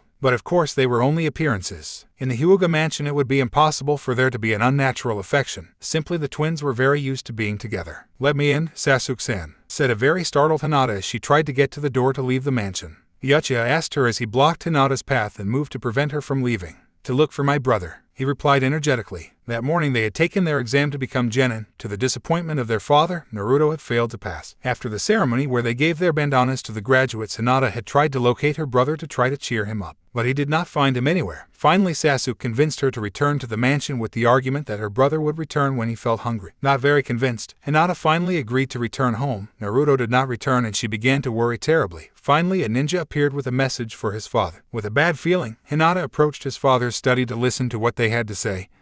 He was surprised to see Sasuke also there. The message they brought to his father was alarming. Naruto had fled after stealing an ancient parchment extremely valuable, and now everyone was looking for him. Hearing that, Hayashi had shot out to find her son and Hinata tried to do the same. She was convinced that it was a mistake. Her brother was no traitor. "Your father has already gone out to look for him," he said as he held her by the shoulders to keep her still. "The whole village is looking for him. Naruto has enough problems now that they consider him a traitor for you to do a foolish thing and make his situation worse." Sasuke was surprised when Hinata pushed him to let go. "My brother is no traitor. Don't call it that again," a shout, which surprised the Uchiha even more. In all the time he had been living in that house he had never seen Hinata so angry. "I know he's not a traitor," he said, which made Hinata open her eyes in surprise. "But the problem is that most must believe that it is. If you go looking for it they could do something to you, and I can assure you that if that happens Naruto will rush to help you and completely forget to prove his innocence." A half smile. "Now what we must do is wait. I'm sure your father will bring him back." She just nodded. Sasuke was right. Both young men turned to where the voice was heard. Hanabi was standing in the hallway. She looked worried. "Where did Dad go in such a hurry? Did something bad happen to Naruto-Nason?"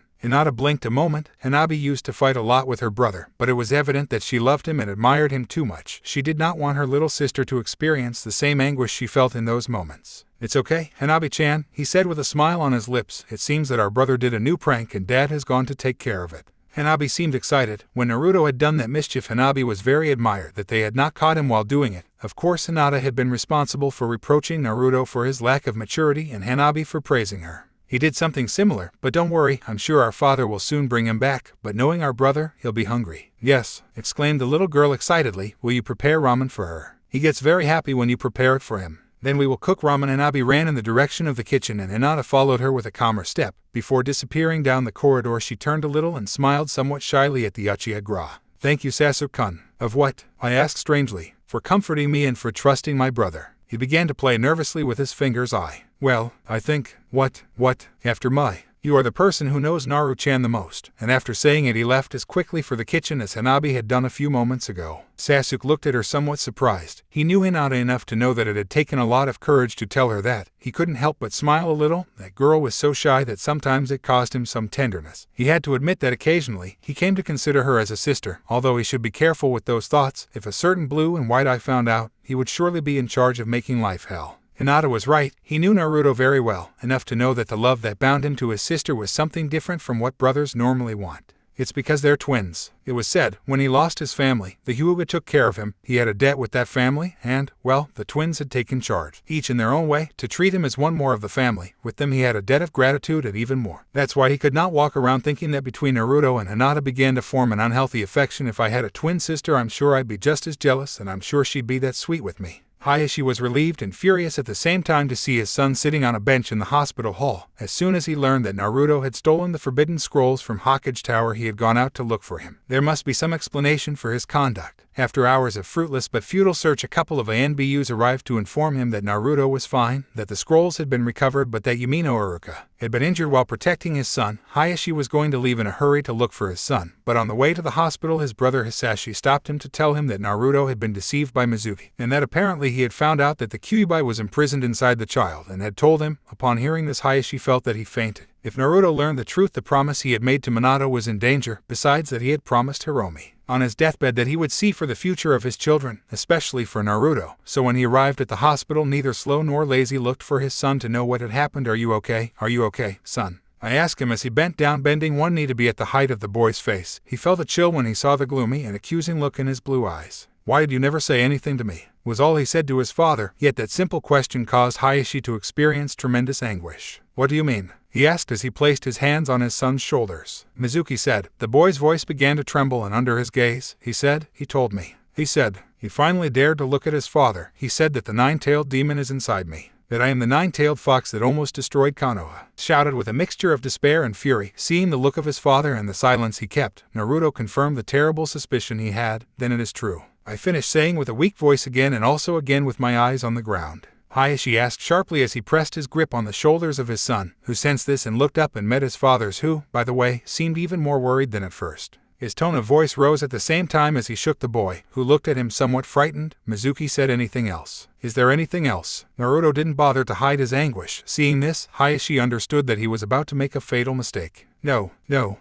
Hayashi loosened the grip with which he held his son. "I was worried that Mizuki might have told you some lie. But the Kyuubi thing, that's not a lie, is it?" Hayashi stood up and then sat next to Naruto. "Indeed, the Yondaime locked the demon of the nine tails inside you." After this statement followed an uncomfortable silence that was finally broken by the voice of the blue and blue eye. "Why me?" His voice trembled again. "I wish I could answer you, son, but I'm afraid even I don't know the exact reason why the Yondaime chose you." "Why did you allow it?" he asked as he turned his face so he could look at his father. "Why did you let him do this to me?" The Hyuga seemed to be looking for the right words for what he was about to say. "Minato, the Yondaime, was my best friend. I never met anyone who loved his village and his people so much. I always knew that he would protect Konoha to the last consequences. No matter what others thought, I always believed in the good judgment of Hokage, and I can assure you, son, that if he chose you to guard the demon that almost destroyed our village, it is because you can do it." Again silence took hold of the two. The words of his father had managed to lessen the boy's anguish a little. However, I still had a concern. "How did Hokage put Kyuubi inside me?" "I'm afraid I don't know how he did it, son. That's a secret he took to the grave." "Hina-chan, my sister." She seemed hesitant to ask. "She finally did. She wasn't affected at all by what happened to me, was she?" Hayashi looked at him surprised. She was moved to see that even at that time Naruto cared about his sister. No, son, your sister was not even minimally affected by this. A sigh of relief escaped from the mouth of the blue-eyed. Did Mom know? Yes, and I couldn't have loved you more with her without that monster inside you. To her you were like a gift from heaven. Does anyone else know? Very few. Son, before he died, Minato begged that the secret be kept and the Sandaime created a decree that strictly forbids talking about it. There are very few who know about your situation, but we are all obliged to keep quiet. I wasn't quite sure it was a good idea to tell him the rest, but he still did, to everyone except you. You are the only one who can reveal your secret. Her son's blue eyes were surprised, and I trust that there is no one better than you to know with whom to share this secret. A slight smile was drawn on Hayashi's lips as she read the gratitude on the boy's face. What she had said was completely true. He trusted that Naruto would guard his secret well. A nurse approached and told them that Uruka-sensei was already able to receive visitors. Immediately the boy ran to see his sensei. Hayashi decided that he would wait for his son to finish talking to Uruka and then ask him directly everything that happened with Mizuki, although it was evident that he did not know the other part of the secret around Naruto. That reassured him. Sooner or later Naruto must have known about the prisoner inside. However, what he should avoid at all costs was that he found out that he was not his son. Unlike the Kyuubi, he was not very sure that Naruto knew how to handle this. It was the 12th time that Hinata looked towards the main entrance of the Hyuga mansion to see if her brother or father had arrived. She was disappointed to see that it had not.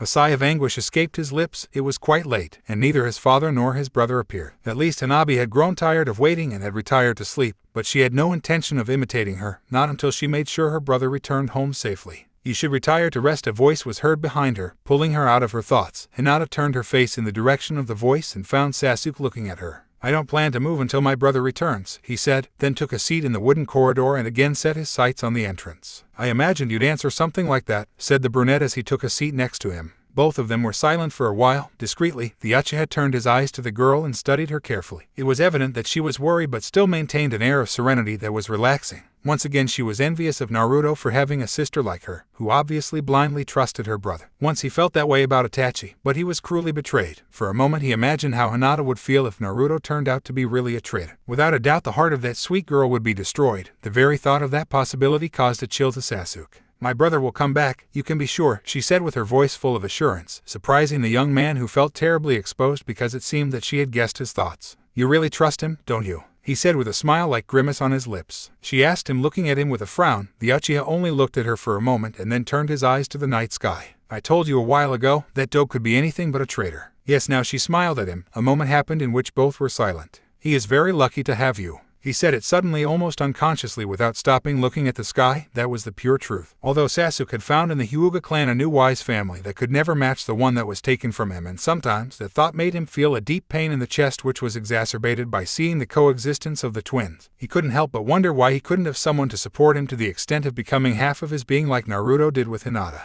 It was true that in his childhood his relationship with his older brother was very special, but he did not compare to the Hyuga twins, and that caused him to sometimes try to reduce the time Naruto had to be with his sister, and to the concern of the brunette. Lately he had been caught trying to hoard Hinata. He couldn't help but yearn for at least a small part of that wonderful treasure that his friend owned. Without a doubt, having a twin brother was an extraordinary privilege, and it was even more so if you were Hinata Hyuga's brother. Upon hearing Sasuke Hinata's comment he was very surprised. His face blushed almost instantly. Just at that moment Sasuke looked away from the sky and looked into her eyes. Something strange happened. Seeing Hinata so blushing he experienced a curious feeling of warmth inside. It was something he could not explain because he had never experienced it before. Fixed the pearly eyes of the girl who looked at him surprised. He did not know how to explain why, but that made him feel good. Unconsciously his eyes went down to rest on the brushed lips of Hinata, and it was at that moment that he again experienced a suva sensation. This time it was something like a necessity. It was as if he felt thirsty. But that thirst did not seem to be able to be quenched with water. No, rather it seemed that what he needed to control that sensation was to taste the lips of the girl next to him. He knew it was silly. They had been living in the same house for 6 years. Unable to contain herself, Uchiha's face began to approach Hinata's. Although the boy's intentions were more than obvious, she did not try to move away. First, because she was still very surprised by what he had said a few moments ago, and second, because she would never have thought that Sasuke wanted to kiss her. Just as their faces were less than 10 centimeters apart, a noise stopped them. They both turned their eyes to the main entrance of the mansion and found Hayashi entering and Naruto coming with him. Seeing her brother there, Hinata stood up at tremendous speed, and in just a split second she threw herself into hugging Naruto, completely forgetting about the tense situation she and Sasuke were in just a few seconds ago. Naruto felt very exhausted. Many things had happened throughout that day. He had failed his test to become genin. He had stolen the secret scrolls of his village by being deceived by Mizuki, and then almost died at the hands of this and was saved at the last moment by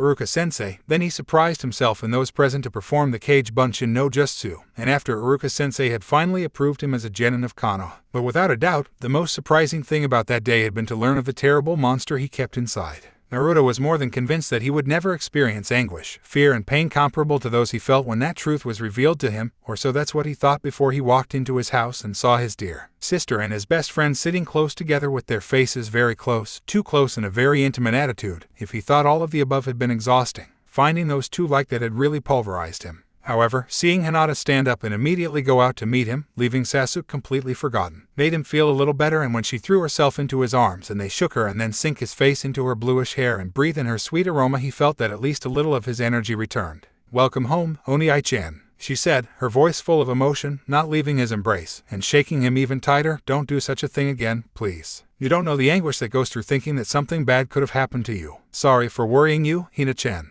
he replied in a calm voice while stroking her hair in an attempt to calm her down. "Now everything is fine, I'm here and I won't leave your side." Both brothers stayed like this for a while longer. Hayashi could not suppress a smile when he saw how deep the bond that united them was. To tell the truth, he found that reassuring, because without a doubt Naruto's affection for Hinata would help him cope with what happened that day. What Hayashi nor Hinata could see from where they were was the icy look that for an instant Naruto directed to the Uchiha. But the latter did notice it and was not surprised by it. After all, he had been about to take possession of the most valuable treasure of the Blue Eye, or at least a part of it. He was aware that taking advantage of Hinata's fragility for the situation had been something very low, so he could not blame Naruto for that mute warning that he sent him with his look. Stay away from her. It was what the boy's attitude when hugging his sister shouted clearly, and because he had no choice but to abide by the hint, at least for the time being. This time if you did it, Dope came to tell him when Naruto and Hinata finally undid the embrace in which they were immersed. "You really know how to attract attention." Naruto looked at him with that exasperated expression that always directed to the Uchiha, making him relax a little because this indicated that the tension of a moment ago was gone. Perhaps because the blue-eyed man realized that Sasuke had understood his mute message. "But it seems that everything went well as usual, isn't it?"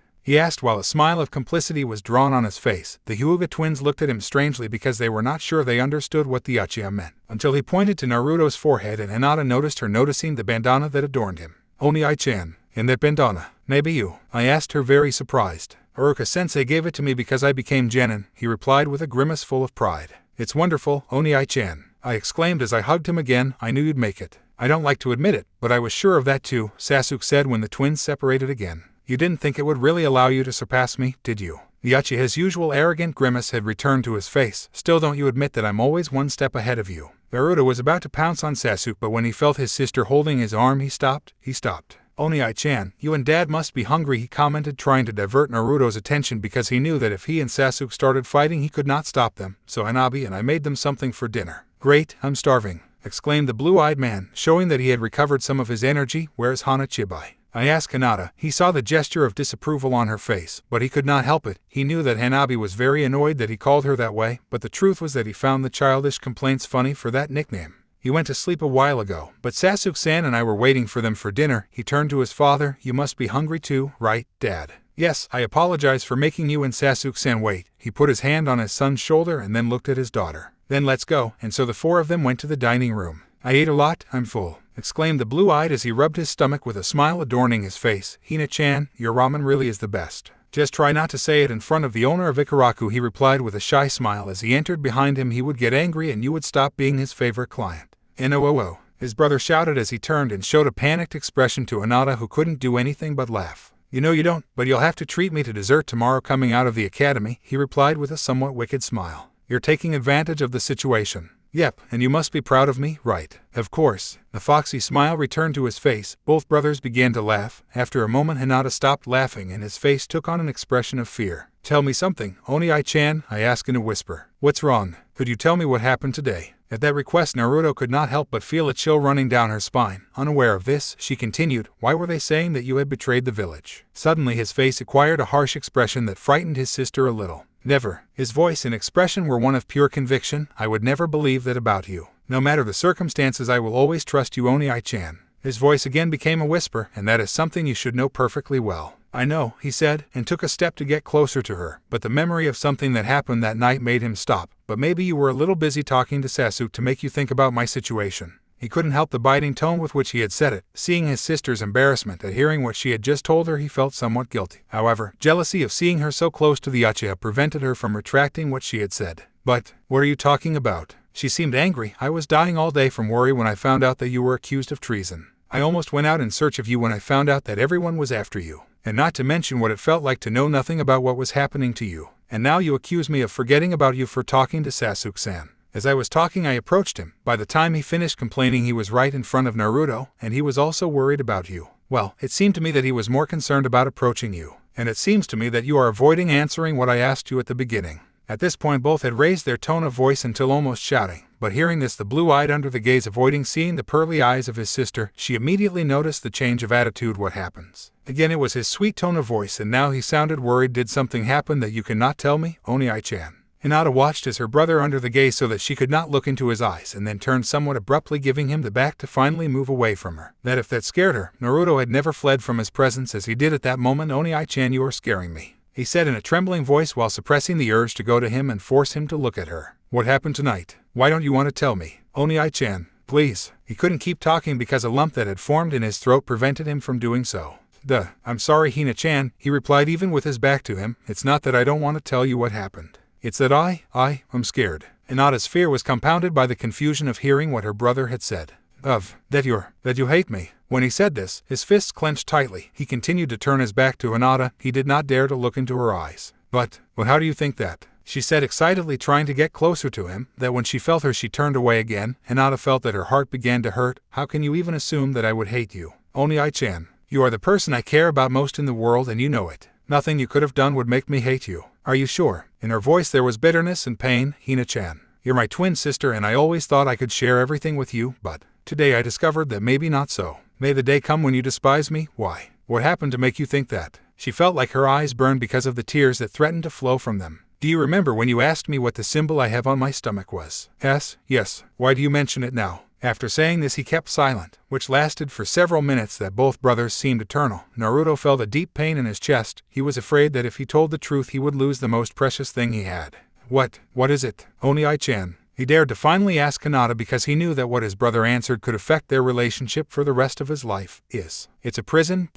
That's right. He slowly began to turn around to look at his sister's pearly eyes. Today Masuki-sensei told me that if I stole some scrolls from Hokage Tower I would pass my exam to become genin. Or Oni-chan. And you. Yes, I believed him. It was only a deception, and then take them off and leave. The very damned is the one who turned out to be a traitor. But everything became clear, right? Seeing her look full of concern for him, Naruto no longer knew whether to tell the truth to his sister. That's right. Thanks to Iruka-sensei's intervention I was able to get rid of this problem, although unfortunately he was injured. Don't worry, he told her when he saw that she was going to ask him something. Probably because of Iruka-sensei's condition, Iruka-sensei is fine. He will be discharged from the hospital in a couple of days. Again I am silent. He didn't feel very confident about continuing. But that wasn't all, was it, Oni-chan? He insisted. He had to know what had happened to his brother. Mizuki said something to me. He said that. The tension in the air was almost palpable. It said that this symbol is a seal that the fourth Hokage put on me when he locked inside me the demon of the nine tails that attacked Konoha 13 years ago. Naruto watched with anguish as his sister's eyes opened completely at the same time that a grimace of fear was drawn on her face. The tears began to run down his pale cheeks and his small body began to tremble. That show of fear overwhelmed him. He never thought that his sister would be afraid of him. That caused him such immense pain that he made a tear cross his face. He turned violently so that she could not see him. And is it true, Oni-chan? Wouldn't it be possible that it was all part of Mizuki-sensei's deception? No, I also wanted to think that, but when I asked our father he confirmed it. I hear how a sob escaped from Hinata's lips. The third made a law where the few who know about my situation must keep silent. But somehow Mizuki finds out, and now I know. He hoped that she would say something, anything, something that would make him understand if she now despised him, hated him or whatever, but that silence indicated that surely she would no longer see him as her brother, but as the demon who almost destroyed her home. I understand if you despise me, Hina-chan. And that's fine. I have no right to reproach you alone. Just go, please. His hands had closed again and now he clenched his fists so much that they began to bleed slightly. The only thing he wanted was for her to leave so he could cry all his pain and frustration without her seeing him. He wanted to avoid as much as possible degrading himself more before her by showing weakness. Naruto's blue eyes widened as he felt Hinata pounce on him and now hugged him from behind, her thin arms wrapped around his body, and her hands were firmly attached to his chest as he buried his head in his back. He didn't dare to move. Did you think that was a reason for me to despise you? Hi, Hina-chan. His voice trembled. Didn't you hear what I said? I heard that you have the nine-tailed fox inside you. He tightened his embrace even tighter. So what? Naruto-chan is my twin brother. It would take much more than having a demon locked in his body for me to stop loving him. Do you still not understand that you are the other half of my soul, Oni-chan? The tears soaked the face of Naruto, who did nothing to stop them. For a moment he thought he had heard wrong, but feeling the arms of his dear sister wrapping him confirmed that it was not so, that she was still by his side despite knowing the truth. A sense of relief and indescribable joy invaded his heart. Quickly, in a somewhat rude gesture, he turned between the arms of his sister to embrace her. He also remained so for an instant until the forces failed them. Probably because of the heavy emotional burden they had to bear that day, both fell to their knees, but without breaking their embrace. They were afraid that if they let go, someone might try to separate them again. Thank you, Hinata-chan, he said in a whisper without letting go. Both were shaking. I love you, Naru-chan, she whispered in his ear. And I to you, he replied in the same tone. Finally they separated and looked at each other's eyes. Each directed his hands to the face of the other to wipe the tears that still moistened their faces, which caused them to smile when they saw that they had thought the same thing. Do you want me to stay with you tonight? He was a little surprised by the request. It had been a long time since they slept together, if memory did not fail him, since the arrival of Sasuke, and they had lost that habit. An almost imperceptible blush appeared on the cheeks of the blue-eyed. I'm afraid. For every answer, Hinata embraced him again with all the tenderness he was able to demonstrate, which his brother deeply appreciated. Don't worry, Oni-chan, he said in a voice full of sweetness, I'll take care of you. Hearing that, Naruto felt something warm on his chest, and for the first time in a long time, he felt completely safe and secure, which helped him sleep peacefully. Finding himself in his sister's warm arms and enveloped by the fluffy sheets of his bed, at least for that night, Naruto experienced complete tranquility. Naruto opened his eyes slowly. He felt deeply relaxed. It was not for less. For a long time he did not sleep so well. Lazily, he tried to turn to accommodate himself and sleep a little more. However, he noticed the unusual softness of his pillow. Blinking a little as his eyes tried to focus on where his head rested, the dream was suddenly frightened by Naruto when he realized that he was using Hinata's chest as a pillow. Her first impulse was to pull away immediately, but she stopped when she realized that if she moved abruptly she would wake up, and she didn't want that. Carefully he moved, very slowly, until he placed himself next to her. They were still very close. The blue-eyed looked curiously at his sister. When they were small and slept together, it was common for him to wake up in a position very similar to that of that morning, but he did not remember that he felt so. How to say it? So, soft. His gaze fell on Hinata's chest, and he understood at the same time that he blushed a little. I hadn't noticed that Hina-chan's chest had grown. And quite, well, it was normal, wasn't it? He had grown up, so it was only fitting that she would too, although, thinking about it, Hinata looked much more developed than the other girls of her age. Would that be why that unhappy Inuzuka tried so hard to get her attention? That thought irritated him quite a bit. At that moment Hinata moved asleep, whispered something that Naruto did not understand, and again stood still. At that moment the boy was contemplating the face of his sister. Naruto had always found that Hinata was very pretty. The only girl besides her sister that he could call pretty was Sakura-chan. However, if anyone asked, yes, Sakura-chan was very pretty, but she had no comparison with her dear sister. I watch her sleep. The delicacy of her features was simply exquisite. In a way I could not blame Kiba for liking her, but even with that thought I do not diminish her resentment towards that subject. At that moment he looked at a specific point of the female face in front of him, the mouth. It was curious how even though it was her twin sister she had never noticed that Hinata's lips were really beautiful, fine, perfectly outlined, and with a natural pink tone that made them look fresh and,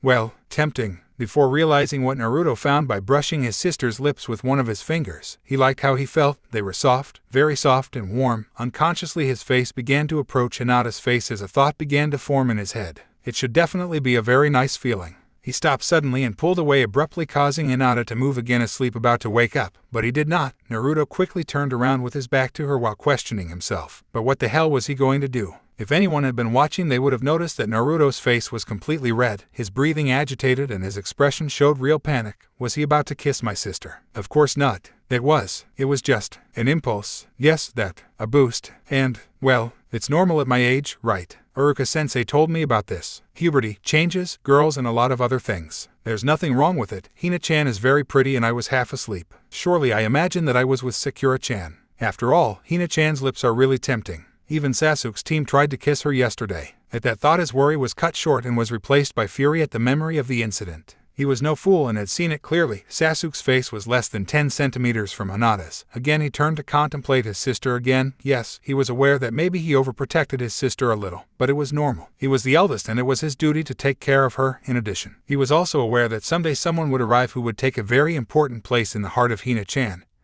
But he would make sure that he was not someone unworthy of her. And until the person who would seem to him the most suitable for his sister appeared, he was not willing to allow anyone to usurp the place in Hinata's heart that rightfully belonged to him. Neither Sasuke team nor Inuzuka Kiba's dog face deserved to be next to his sister. Oni-chan. His sister's somewhat sleepy voice brought him back to reality. Did you sleep well? Wonderful, Hina-chan. How about you? I asked her while smiling at her and gluing his forehead with hers. Also, the smile on her face increased at the closeness of her brother. She could not explain it very well, but the fact of knowing him by her side simply made her feel happy. After so long apart, to go back to sleep with him made her feel happy. She knew she should start worrying about her strange dependence on her brother, but, at least for that day, she wanted to enjoy having him by her side after experiencing the anguish of knowing he was in danger. Remember that today we must complete the procedures of our registration as genins. Paperwork? He asked as he separated from her and sat on the bed. Yes, we must fill out the forms that were given to us yesterday along with one of our photographs that will be shown to those who require our services. Ah, yes. I remember Uruka-sensei mentioning some of that to me. He jumped up while his sister sat on the bed. We should hurry up for breakfast and then go deliver everything to Hokage Tower, Hinata suggested. But I don't have my pictures ready yet, he told her as she got out of bed, too. Then you are not going to accompany me? She asked with disappointment. She saw how her brother shook his head while an expression of shame adorned his face. Okay, I think you'd better prepare your photograph as soon as we finish breakfast. Oni-chan. While he was talking, he went to the door. And in front of it, he turned to look at his brother again and smile at him with innocence. I guess in the meantime I'll have to go with Sasuke-san to Hokage Tower. And having said that, he left his brother's room to head to his and get ready to start the day. Inside the room, Naruto had been stunned by hearing Hinata's last words, which had the curious effect of making him quite angry. That one better fear not trying anything with my sister, he said in a very low voice and with clenched teeth. Then he also began to prepare to get his things ready and go to catch Sasuke and Hinata at the Hokage Tower as soon as possible. Naruto, Hinata and Sasuke were hurriedly heading to the academy. They had been a little late to wait for Naruto. The day before, the blue-eyed had spent a whole odyssey next to Konohamaru, the grandson of Hokage, which prevented him from watching his sister and Sasuke would have liked. However, it seemed that nothing had happened. Both behaved with the usual courtesy and did not show any trace of complicity or certain intimacy. And that reassured him, at least for the moment. We'll be late because of you, Dobe, said the Uchiha, breaking the silence at the time. Shut your mouth, replied the visibly upset aforementioned. No one asked you to wait for me. In fact, I asked him, Oni-chan, intervened Hinata timidly. Hey, the blue-eyed exclaimed with a grimace of disappointment. Why did you do that, Hina-chan? Today we were assigned to our teammates as well as our new teachers. I thought it would be nice if we were together on such an important day. I still think there was no need for Sasuke team to come with us. I don't come with you, Dobe, the Uchiha exclaimed in his typical indifferent tone of voice. If I don't need you to accompany me, my sister needs it even less. I do not accompany her because she needs it, I do it because I appreciate her company. Hooray! As always, Sasuke had hit the nail on the head to anger Naruto. Although he had not said it just to annoy him, he really appreciated Hinata's company. She was the only one who did not faint to get his attention. Rather, it was the opposite. He respected his privacy and his personal space, and that was reason enough for Sasuke to consider her someone important to him. They had to sit in separate places, because when they finally arrived at the academy most of them were already there. Sasuke did not seem to care in the least, but Naruto and Hinata were not very used to being apart, even during classes. Some boys were somewhat surprised to see Naruto there. Even Shikamaru dared to ask him what he did there. For every answer, the blue eye showed full of pride the band he wore on his forehead. Just at that moment, a noise coming from the door caught the attention of several people. It was none other than Sakura and Ino, who seemed to fight to try to enter the room first, and since the door was not big enough to enter, both struggled until they finally managed to pass, and then continue arguing about who had arrived first. As soon as he saw Sakura Naruto, he tried to greet her while a smile adorned her face. Pray he has that stupid smile. Hinata thought somewhat grumpy. She usually found her brother's smile charming, except when she dedicated it to the hairy woman, because for her sister's taste, that particular smile made him look like a fool. She couldn't help but feel somewhat satisfied that Sakura passed from her brother to head towards Sasuke. Hinata didn't like to see her brother discouraged, as it was every time Sakura rejected him, but she couldn't help but feel good to see that she ignored him. Hinata knew that it was very selfish of her to want her brother's attention just for her. She knew that at some point she had to resign herself to that change. However, she was not yet ready to stop being the center of attention of Naruto. And it was not that she was against her brother's choice. In her opinion, Sakura was a good girl. In fact, if Hinata had to name someone she considered her best friend, it would surely be Sakura, since it was thanks to her that the other girls in the class spoke to Hinata again. And it is that when the news spread that Sasuke Uchiha would be a permanent guest in the Hyuga mansion, immediately began the looks full of envy and hurtful comments towards the young Hyuga, because the others thought that she would use this unfair advantage to hook the Uchiha. And although everything was a lie, Hinata's shyness and insecurity prevented him from clearing up the misunderstanding. It was a day that she was waiting for Naruto to take his lunch during a break at the academy. Hinata was sitting completely alone on a bench, feeling the hostile gaze of the other students, which increased after Sasuke appeared to ask for her lunch, which she gave him, receiving a cold thank you from him, and then left her alone again. The hurtful comments and the hints were not long in coming. Just as she was about to run away, someone appeared behind her. Although the voice volume was normal, Hinata couldn't help but startle a little, slowly turned her face and met the pink hairhead who was smiling at her. "Oh," Hinata replied in a voice that seemed more like a whisper. "Does it bother you if I sit with you?" Hinata shook her head, surprised that a girl spoke to her. "Your name is Hinata, right?" I asked her as she sat next to the platinum-eyed girl. "Yes, yes. Is it true that Sasuke-kun is living in your house?" "Who?" "Well," Sakura exclaimed excitedly, causing Hinata to also jump, but from the fright of seeing what her answer provoked. "What envy you give me," she said with a sincere smile adorning her face. And that's why." "Why?" he dared to ask. Now the surprised one was the pink-hairy one. "Well, because Sasuke-kun is the most coveted boy in the academy."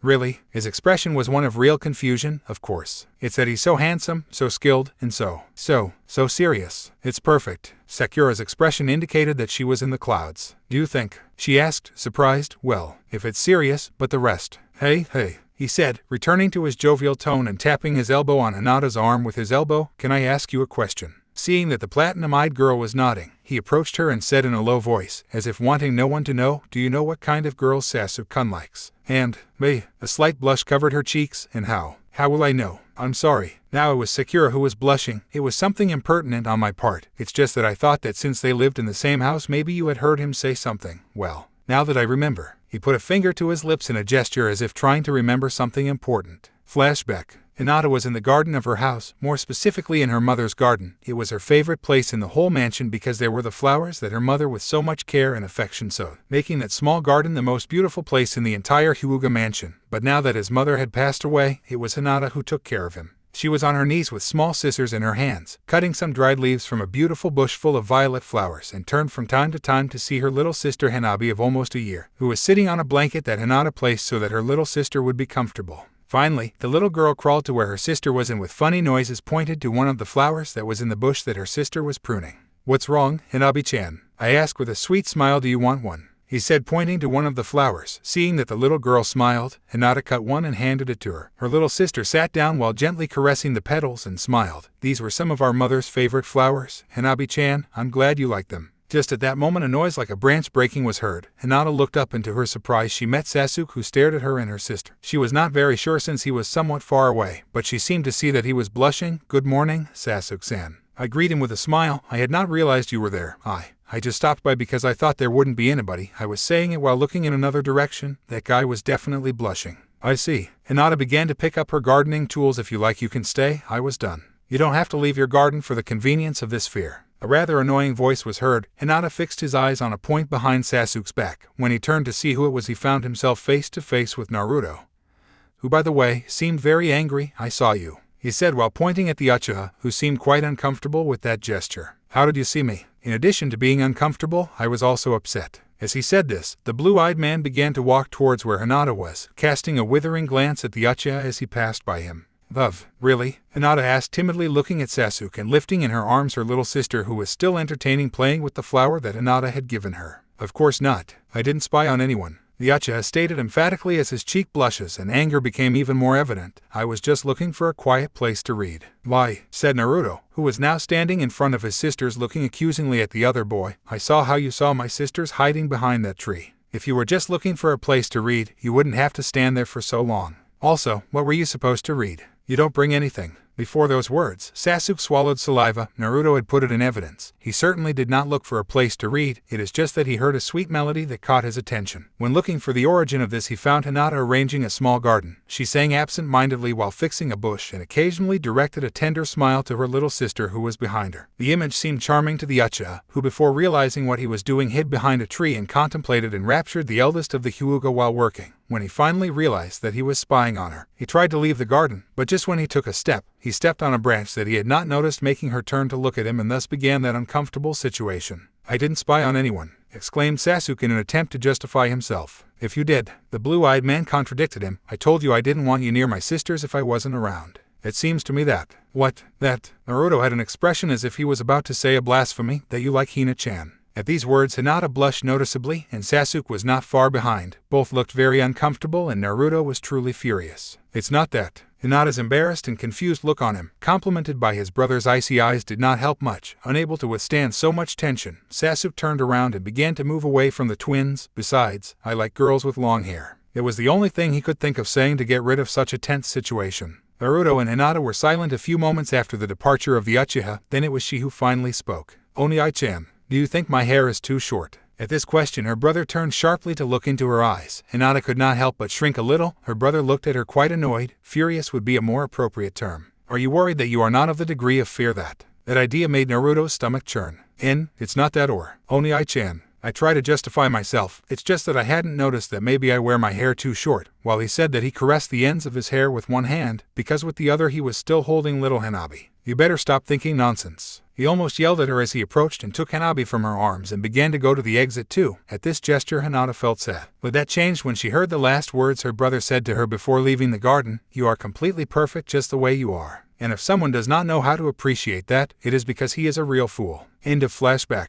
Well, Sasuke-san mentioned something once. Hinata said absent-mindedly as the rose-haired woman held her breath in anticipation. He said he likes girls with long hair. Seriously? I exclaimed excitedly while taking Hinata's hands, who very surprised just nodded her head. Thank you very much, Hinata. You have no idea how you have helped me. After that day, the rumor about Sasuke Uchiha's preference over girls with long hair began to spread like wildfire, without realizing it. Hinata became the center of attention of almost all the girls of the academy, as they tried to get some information that could be useful in their crusade to capture the heart of that. She began to be uncomfortable with the situation, but fortunately it was temporary, as soon as they realized that she could not help them anymore, and also when they confirmed that Hinata was not interested in Sasuke. They stopped bothering her. To the relief of the Hyuga, however, even when she could not help her conquer the boy, Sakura continued to frequent the Wide-Eyed. However, the only thing that made a dent in the girls' friendship was the fact that Hinata did not tolerate when her brother tried to get the attention of the hairhead. If it were not because Hinata really appreciated Sakura's friendship and qualities, he would hate her. Naruto tried to get Sakura's attention, but after fighting with Ino, the pink hairhead went straight to Sasuke in an attempt to sit next to him. Unfortunately, she was not the only one who had that idea, as there were several girls standing next to the Uchiha begging for the possibility of sitting next to him. Annoyed by that and wondering for the millionth time he had the special Uchiha, Naruto approached him. Maybe if he saw him closely he would understand. Sasuke tried to ignore the annoying girls who asked him to let them sit next to him. He began to think that he should ask Hinata to be the one to sit with him. Just as he was considering that possibility, a noise in front of him made him open his eyes, and he found Naruto leaning in front of him, very close and looking at him with displeasure. And now what does this dope want? He wondered with annoyance, and just as he was about to ask the blue eye directly, the boy who sat in front of Sasuke, unaware of Naruto's presence in that place, turned and pushed him, causing the most unfortunate accident that could have happened to both boys. Hinata watched curiously as her brother got up from his place and headed towards Sasuke's place, jumping up to his table and leaning over to see him up close, very close. Hinata sighed worriedly. Here we go again. He thought, believing that they would start fighting again. Just as he was considering intervening, something unexpected happened. He is a boy who sat in front of Sasuke turned, probably to talk to him. When turning, he pushed Naruto, whose closeness to Sasuke's face caused his face to fall on Uchiha's face. More specifically, Naruto's mouth to fall on Sasuke's, causing both boys to kiss. First there was a general sigh of surprise, then a deathly silence, and finally sounds like spitting and nausea were heard. Naruto and Sasuke immediately separated and began to spit and clean their mouths in despair while saying expressions of repulsion and deadly threats against the other, in a scene of the strangest. When Naruto could control the feeling of discomfort and nausea that invaded him, he looked up at the place where Hinata was. His sister was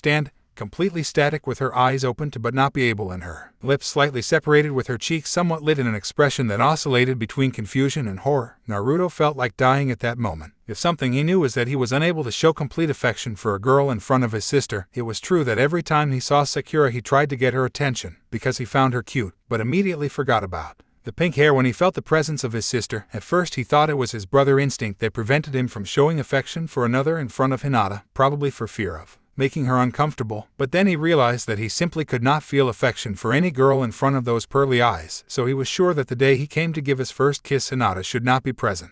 But for her to witness that was unheard of. Damn Sasuke. It had all been his fault. If for that incident now his dear sister showed revulsion towards him, he would kill him. What Naruto didn't know, because he was thinking about how to explain the incident to his sister, was that, like him, Sasuke's first impulse was to see Hinata's reaction to the nasty accident that had just occurred, and seeing the expression of anguish and horror in the fine features of the Hyuga, he felt distressed. I heard how the other girls began to yell at Naruto, blaming him for what happened. I hear how the blue-eyed man tried to justify himself, and finally I hear how the girls threw themselves on him. But he did not care. He knew perfectly well that unlike all the other, Hinata would not blame Naruto at all. The adoration he felt towards his brother would prevent him from even considering the possibility that he had been the culprit. Hinata would then blame Sasuke, and surely the horror he showed now would show him every time he saw him. The idea of that possibility made his chest begin to hurt. For some reason, that possibility worried him. The three boys were walking quietly towards the Hyuga mansion. The day had been full of unpleasant incidents, especially for Naruto. Not only had his first kiss been spoiled because of Sasuke's fear, but he also had to be on his same team, as if it was not enough to see his face every day both in the academy and outside it.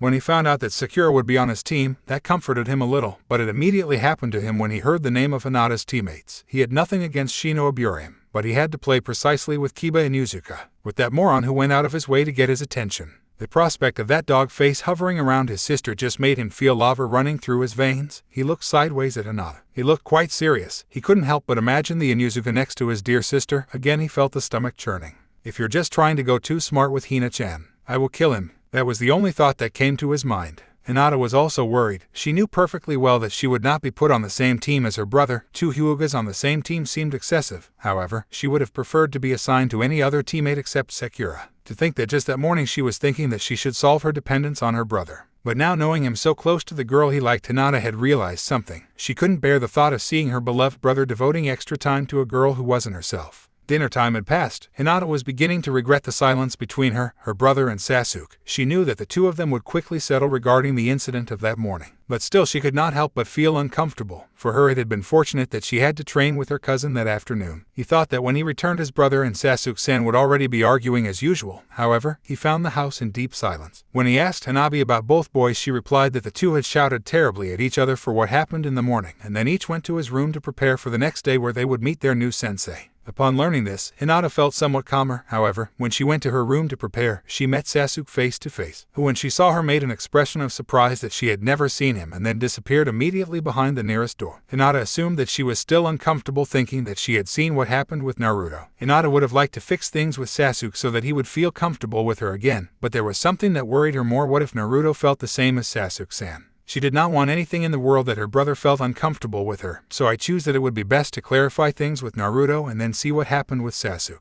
Just as she imagined, she found Naruto in her mother's garden. Just like her, that was the favorite part of the mansion for the Blue Eye. Hinata entered slowly, and slowly sat under a tree next to her brother. She was surprised to see him so concentrated that she did not even notice his presence. "What do you think, Oniai-chan?" I asked without further ado. Upon hearing his sister's voice, Naruto jumped scared and then turned to see her visibly surprised. "Sorry if it scared you." "You didn't scare me," I tried to correct. "It's just that you surprised me a little." "Yes, I already noticed." A slight smile adorned the girl's face. "What do you think?" "Nothing important," he said as he looked in the other direction. "Were you thinking about how things will be with your new team?" "Yes, something like that," he admitted. I'm glad to know that I'll be with Sakura-chan." Hearing this, Hinata couldn't suppress a gesture of disgust which fortunately went unnoticed by Naruto. "But it bothers me a lot to know that I have to be with Sasuke team." "Really?" he said in an attempt to comfort him. "It seems to me that it is the best option. Both have spent so much time fighting that each one knows perfectly the techniques of the other. In the long run that will help them a lot to fit together to work as a team. I don't know Shino-kun very well, but I'm a little reassured to know that Kiba-kun is also on my team."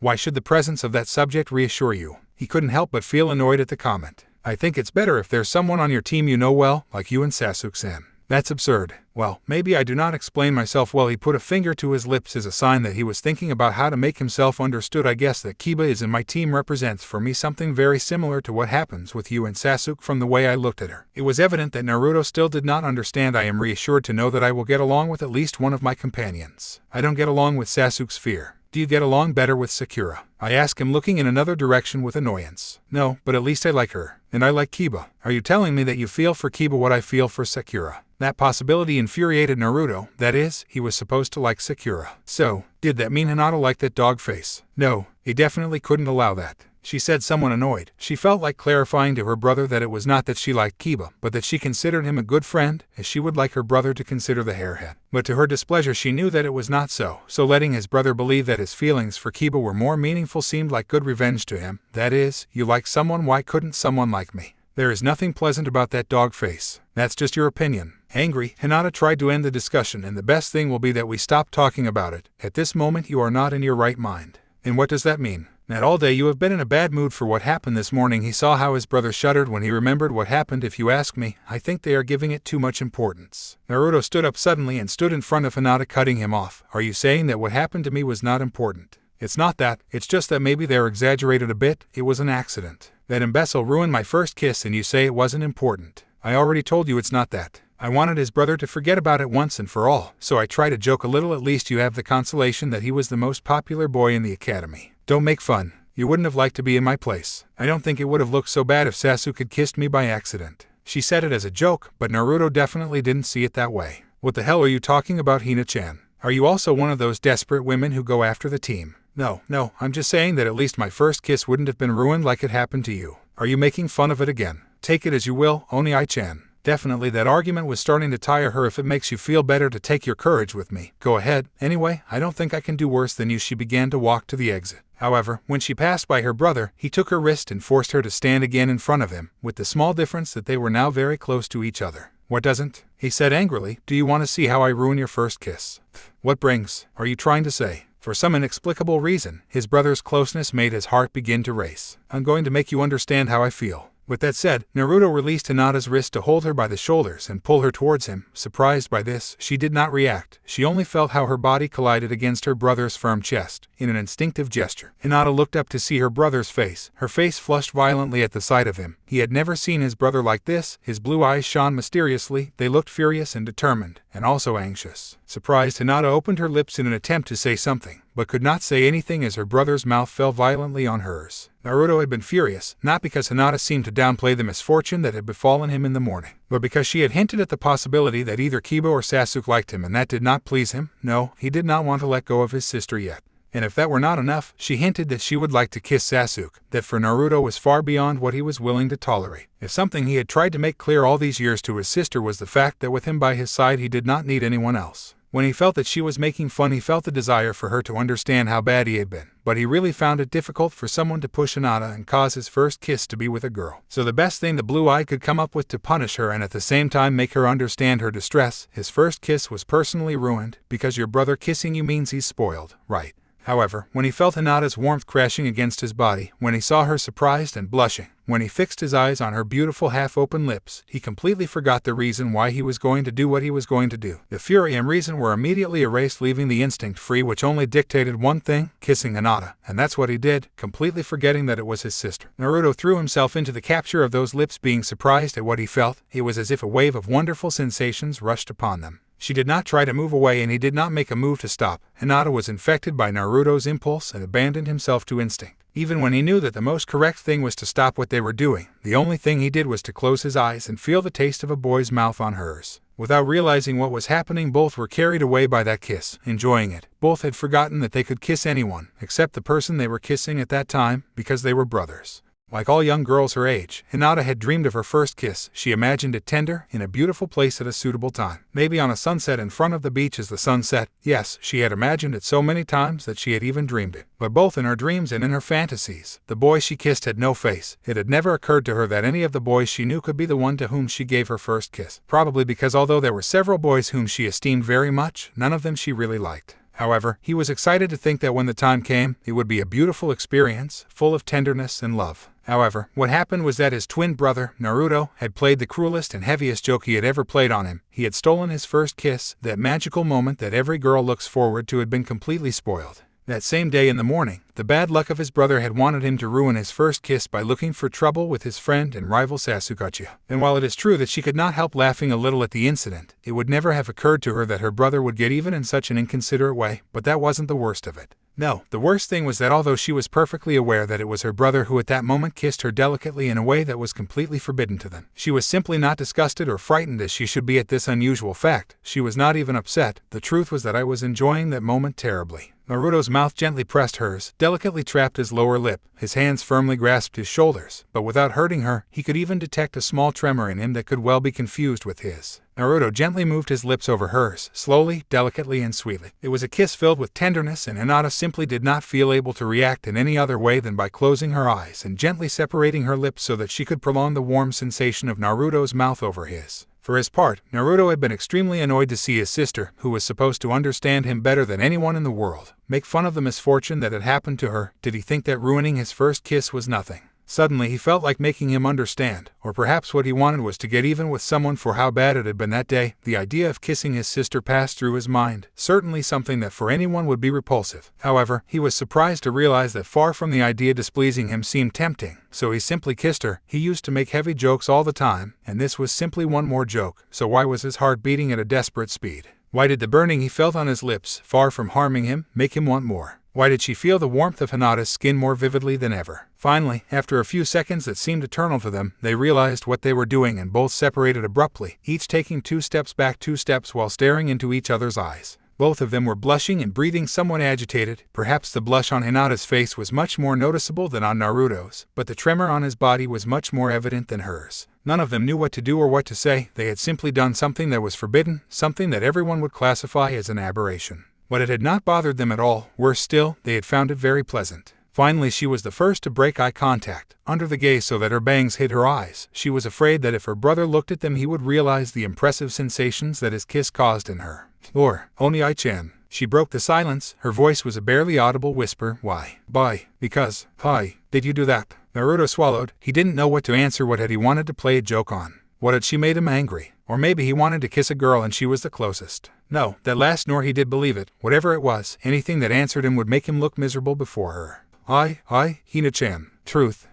Not me. His voice trembled. Is this your way of making him understand you? The volume of his voice was rising as she spoke, or was it the way you wanted to get rid of what I said? I look up to see him in the eyes. Naruto shuddered to see the accusing look in Hinata's pearly eyes. It said well, it was very cruel. He said, raised his voice while some tears escaped from his eyes. Then he just turned and ran away, leaving Naruto immersed in a sea of anguish and worries. Never, in 13 years of life, he had made her cry. I'm really a monster, he said in a whisper as he stared at the spot where his sister had just left. Naruto and Sasuke were walking reluctantly towards the Hyuga mansion. Both were terribly exhausted and hungry. That day had been their first training with Kakashi-sensei, and it had really been exhausting, especially for Naruto, who had undoubtedly had the worst part of the blissful rattle test. Sasuke looked sideways at his partner. His performance during the test had been truly pathetic, too bad even for him. For a couple of days the Hyuga seemed to be worried about something. At first he thought it was because of the unpleasant accident that happened to them both, but then he realized that it was not like that, that there was something else. On the other hand, Hinata had been acting something weird lately. She hadn't seen her talk to her brother like she did every day, and the few times they had accidentally bumped into each other she blushed intensely, muttered a couple of incomprehensible sentences, and walked away as quickly as possible. Before this, Naruto was immediately discouraged. He completely lost that annoying hyperactivity that characterized him, and that lack of encouragement had been noticed that day. Sasuke sighed with annoyance. Without a doubt the Hyuga twins had argued. In 6 years that he had lived in the Hyuga mansion he had never seen them argue, but whatever caused the estrangement must be serious. Although in a way it could be beneficial. He could approach Hinata calmly. Hinata was practicing on her own in the main dojo of the mansion. Neji had left for a mission and Hanabi was in the academy. Normally she would have asked Naruto to train with her, but now she preferred to be away from her brother. Not that she was still angry about the joke he had played for her. In fact, she didn't even remember if she had really been angry about it, and that was precisely what worried her. She knew that she must be furious with Naruto. But it was not like that. She had never been good at getting angry, especially with her brother, but what she had done to her if it merited it, so why was she not angry? Every time she asked herself that question, she was very worried about the answer that came to her mind, because she had liked Naruto to kiss her. That possibility scared her more and more. That idea was monstrous. She must have felt disgusted at the moment that kiss began. But the only thing that happened was that she sought to prolong it. Perhaps her brother's idea had been repulsive, but she did not hesitate to second him. However, she was afraid that he would realize the tangle of feelings that this heavy joke had provoked her. She was afraid of what would happen or what she might tell him if she met him. That's why, since that day, Hinata had been avoiding Naruto at all costs. Hinata. Hearing someone calling her, Hinata opened her eyes suddenly. Because she had closed them when trying to concentrate, she had not even felt someone approaching. It was such a surprise that she lost her balance and was about to fall, but solid arms prevented her from doing so. Careful. Sasuke-kun, whispered, surprised to see that it was he who took her by surprise. I'm sorry if it scares you, he said with something like a smile on his lips as he let her sit up. No, I smiled nervously, it's just that you surprised me a little. I hope he kept talking, but I remained silent. Eduo. Is anything offered to you? I was wondering if you would like to practice a little with me. And, me? I asked in surprise. Why me? Don't you want to train with me? He said it with an almost innocent tone. No, it's not about that, he hastened to reply. It's just that you normally train with Naruto-chan. Yes, but the dobe is very strange lately. Sasuke didn't notice, but Hinata felt his heart race when he heard that. He's more clueless than usual. Did they argue? Discuss. He said nervously. What makes you think that? That lately I have not seen them together. Normally they cannot stand being separated more than an hour. I knew it sounded somewhat exaggerated, but even so she did not deny it. No, it's not that we've argued. The truth is that I don't care if they fought or not. The short blunt. He wanted to take advantage of the opportunity that the blue and blue eye had finally lowered the surveillance on Hinata. As I told you, I came to see if you want to train with me. Okay, she said, relieved. It would be very uncomfortable to tell him what happened to the Uchiha. Let's practice. Hinata was on her knees on the ground with her palms resting on it. Her whole face was soaked in sweat and her breathing was agitated. She felt extremely exhausted. Even so, her training with Sasuke had seemed quite satisfactory. At first glance you seem very fragile, said the Uchiha. She looked up to see him. He was also bathed in sweat, but his breathing seemed quite calm compared to hers. You're very strong too, Sasuke-kun, he said as he sat on the dojo floor. We should train more often. He sat next to her. Naruto-chan would be upset if I took away his training partner. Well, I'd like change, he said, staring at her. I'm afraid it wouldn't do you much good as a training partner. She had started to feel nervous. But your company is much nicer. The comment made her blush intensely and look away, which made Uchiha funny. He was sure that any other girl would have already thrown himself on him. But not little Hinata HYUGA. She was shy and elegant by nature, and that was what he liked most about the girl Hinata. I'd like to talk about the other day. Hinata would have sworn that Sasuke's voice had almost sounded nervous. You know, an almost imperceptible blush covered the boy's cheeks that day. Hinata's questioning look told him that she didn't understand him. The day the dobe was accused of being a traitor, he finally said. She began a very quick account of that day, trying to understand what the Uchiha meant. Finally the memory came to her suddenly. If she was not wrong, that day Sasuke had been about to kiss her.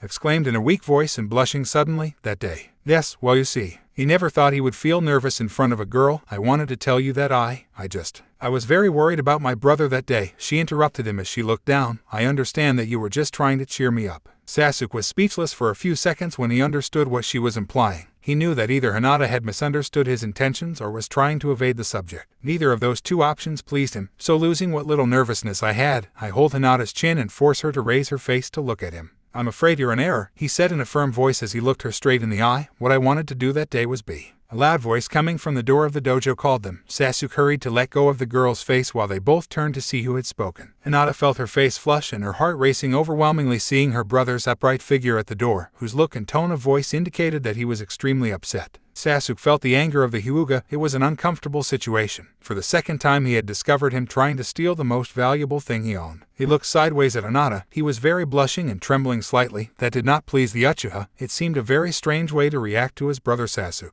Naruto's voice was expressionless, and still you could feel the tension in the environment. I would like to talk to my sister. Alone. So if you will allow me. He alluded to remain motionless for a moment and then began to stand up slowly. Thanks for the training, Hinata. She gave him a nervous smile in response. Sasuke left the dojo. Passing by the blue eye, their eyes met. The rivalry between them had never been so latent. When Sasuke came out, the atmosphere did not improve in the slightest. The tension was so much that it could be cut with a razor. She was still sitting on the floor. Her cheeks were flushed and she played nervously with her fingers, unable to lift her face and face her brother. Naruto was the same. When he looked for Hinata, his intention was to apologize, but seeing her again in a somewhat intimate attitude with Sasuke, he was no longer very sure of wanting to do it, because the truth was that he was not even minimally sorry for having kissed her. Yes, he knew that it was an abominable thought, and he had been repeating himself for the last 2 days that what he had done was monstrous, that he had not liked kissing Hinata, and that he already liked someone else. However, the image and taste of his sister's lips tormented him at all times. But I knew that it was wrong, for that feeling that threatened to erupt to do so. It was best to return to how it was before.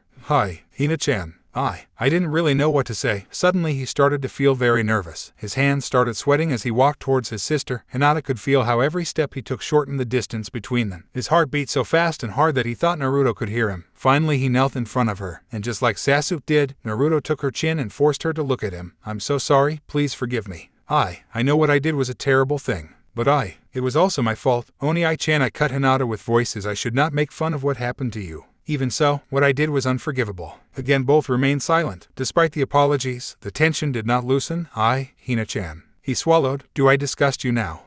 No. She hastened to answer. I would never feel anything like that for you, Oni-chan. But, well, that kiss. A chill ran down their backs when they heard the word tea. Naruto knew that the answer to that was more than obvious. Even so, he wanted to think that Hinata had not disliked it at all. Boo. Well, he was no longer able to hold his brother's gaze. Why did he ask him that? Did she not realize that he was putting her in a terrible dilemma? She had never lied to her brother, but she couldn't tell him the truth because she hadn't even been able to admit it to herself. No, it wasn't right. He stared at her. She still didn't answer the question. He was interrupted again when his sister threw herself to embrace him. His blue eyes opened wide as he felt her bury her face in his chest and her thin hands clinging to his shirt. Please, Oni-chan, he said, his face still hidden in his brother's chest. Let's just forget what happened. We've never argued and I don't want us to do it now. Naruto closed his eyes and put his arms around her, knowing she was right. "You're right," he muttered over his hair. "Let's go back to being the brothers we've always been," and they didn't say anything else. They hugged each other for a moment longer and then each went to his room, sure that the next day things would return to normal. They just had to ignore that strange emptiness that began to form in his chest.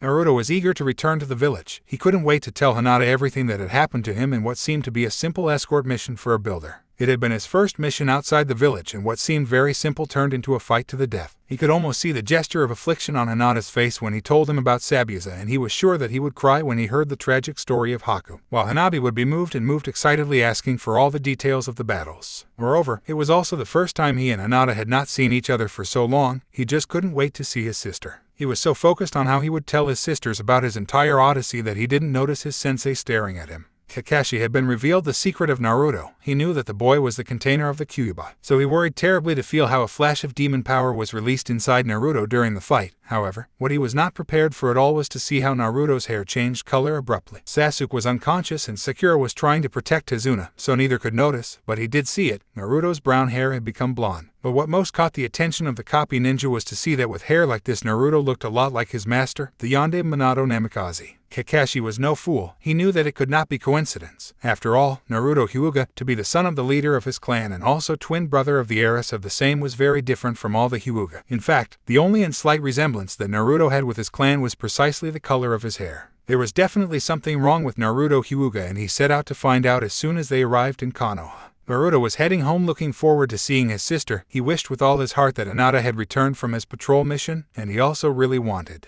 to see his little sister Hanabi, of course. However, the appearance of Konohamaru and his party interrupted him. The grandson of Hokage seemed to really want to play with his friend. The blue-eyed man was in a hurry to get home, but he had promised his little friend that they would play together as soon as he returned from his mission. Just at that moment, Sakura made her appearance. Seeing the mood in which the blue eye was, it was not difficult for her to guess that the Uchiha had again refused to date her. Konohamaru asked the timely question about his relationship with Sakura, and Naruto tried to make a joke about it. But the result was that a furious Sakura threw herself on him and Konohamaru. However, the embarrassing situation was interrupted when Naruto's little friend collided with a strange ninja with a painted face that was accompanied by a girl who was carrying what seemed to be a large fan. The situation began to become uncomfortable until Sasuke made his appearance, saving the day. But the effect of his great entrance was reduced to zero when a red-haired boy carrying a pumpkin in the back appeared behind the Uchiha. Hinata had just returned from her patrol mission. Thanks to the guards at the entrance to Konoha, she had learned that her brother's team was also back, so she immediately headed home along with Kiba, who offered to accompany her. They were talking about the details of their mission when they heard voices behind a corner. Hinata recognized Naruto's voice, said goodbye to Kiba, and immediately headed towards where he had heard his brother. However, just as he turned around, he was about to collide with someone. Hinata stopped just a few inches in front of a boy with red hair and blue-green eyes, which were so cold that she experienced a chill running down his back. I'm sorry," she whispered as she backed up a little. "I didn't see where she was going." "It seems that all the ninjas on the blade are stupid," said a guy with his face painted behind the redhead in a mocking tone. Before the offensive comment, Hinata only managed to back down nervously. "It was not my intention. Are you retarded?" said a blonde girl who had her hair tied up in 4 pigtails. Hinata looked at the boys' bandanas and realized that they did not belong to the sheet, so I think the wisest thing was to ignore the comments. "I already said I'm sorry," he said in a moderately firm voice. With permission, I tried to continue on his way, but the redhead closed the way. "See, are you offered something?" She tried to stay calm, but that boy's cold eyes scared her. Unlike his companions, the redhead's voice was expressionless but had the effect of frightening the HYUGA terribly. I already gave you. I said it was an accident. And you gave me." "I excused me," she said, trying to appear calm. The redhead shortened the distance between them. A faint burst of assassination attempt emanated from him. Hinata no longer felt scared. She was terrified. She was ready to activate her Byakugan and try to escape. There was something about that told her that it was best to put as much distance between her and him. Just when it seemed that the redhead would do something, a flurry of assassination attempt just as discreet but also as overwhelming as his feel. A scream was heard behind the foreign ninjas. Hinata smiled with relief when she saw her brother come out from behind those subjects and stand in front of her in a protective way. Oni-chan, she said in a sigh of relief. "Are you okay, Hina-chan?" I asked without looking away from the redhead. "Is she your sister? And for your own safety, it is better that you stay away from her. You will not like what I am going to do to you if you dare to disturb her." The companions of the redhead looked at him surprised. It was amazing the change of attitude that had been operated on the blue eye. Just a few moments, Kankuro had made a fool of him and the dwarf who accompanied him, making him look like a real idiot. However, now he looked determined and furious, maybe even something intimidating, just as the Uchiha had looked a few moments ago. However, Gaara was not intimidated, stared at the boy in front of him, perceived something in him, something unmistakable. "You're like me," he said, lowering his voice, making it seem threatening. "But your sister isn't like them," he said, while with a subtle nod of his head he indicated that he was referring to the boys who accompanied him. The assassination attempt emanating from Naruto became more noticeable, so much so that the redhead's companions had the expression of arrogance erased from their faces. Sakura gave a small cry of surprise, and Sasuke just frowned. "You can consider yourself dead the instant you put a finger on him." I swear the redhead saw how a reddish flash illuminated the blue eyes of the boy with the leaf, thus confirming his suspicions. That boy was like him. Gaara once again looked at the twins and then resumed his way. However, when passing by them he said something that only Naruto and Hinata could hear. Naruto clenched his fists tightly, but didn't say anything else. He could feel his sister's fear, and he didn't want to worry her anymore. Once the ninjas in the arena left, he turned to face Hinata, looked pale and trembled visibly. "Hina-chan," he said softly as he gently stroked her cheek, "are you okay?" She shook her head affirmatively, though she didn't seem very convinced. "I want to go home," she said almost in a whisper. For every answer, Naruto took her hand and began to walk with her towards the Hyuga mansion. Sasuke watched them leave and thought it best to leave them alone for a while. Definitely at that time he was glad that Naruto overprotected his sister. Sabaku no Gaara did not seem to joke when he said that he wanted to hurt Hinata. Okay, sadly the chapter is over. And if you enjoyed, just leave a like and subscribe with post notification, so when the next chapter is ready, you will be notified. Okay, see you in the next video. Bye.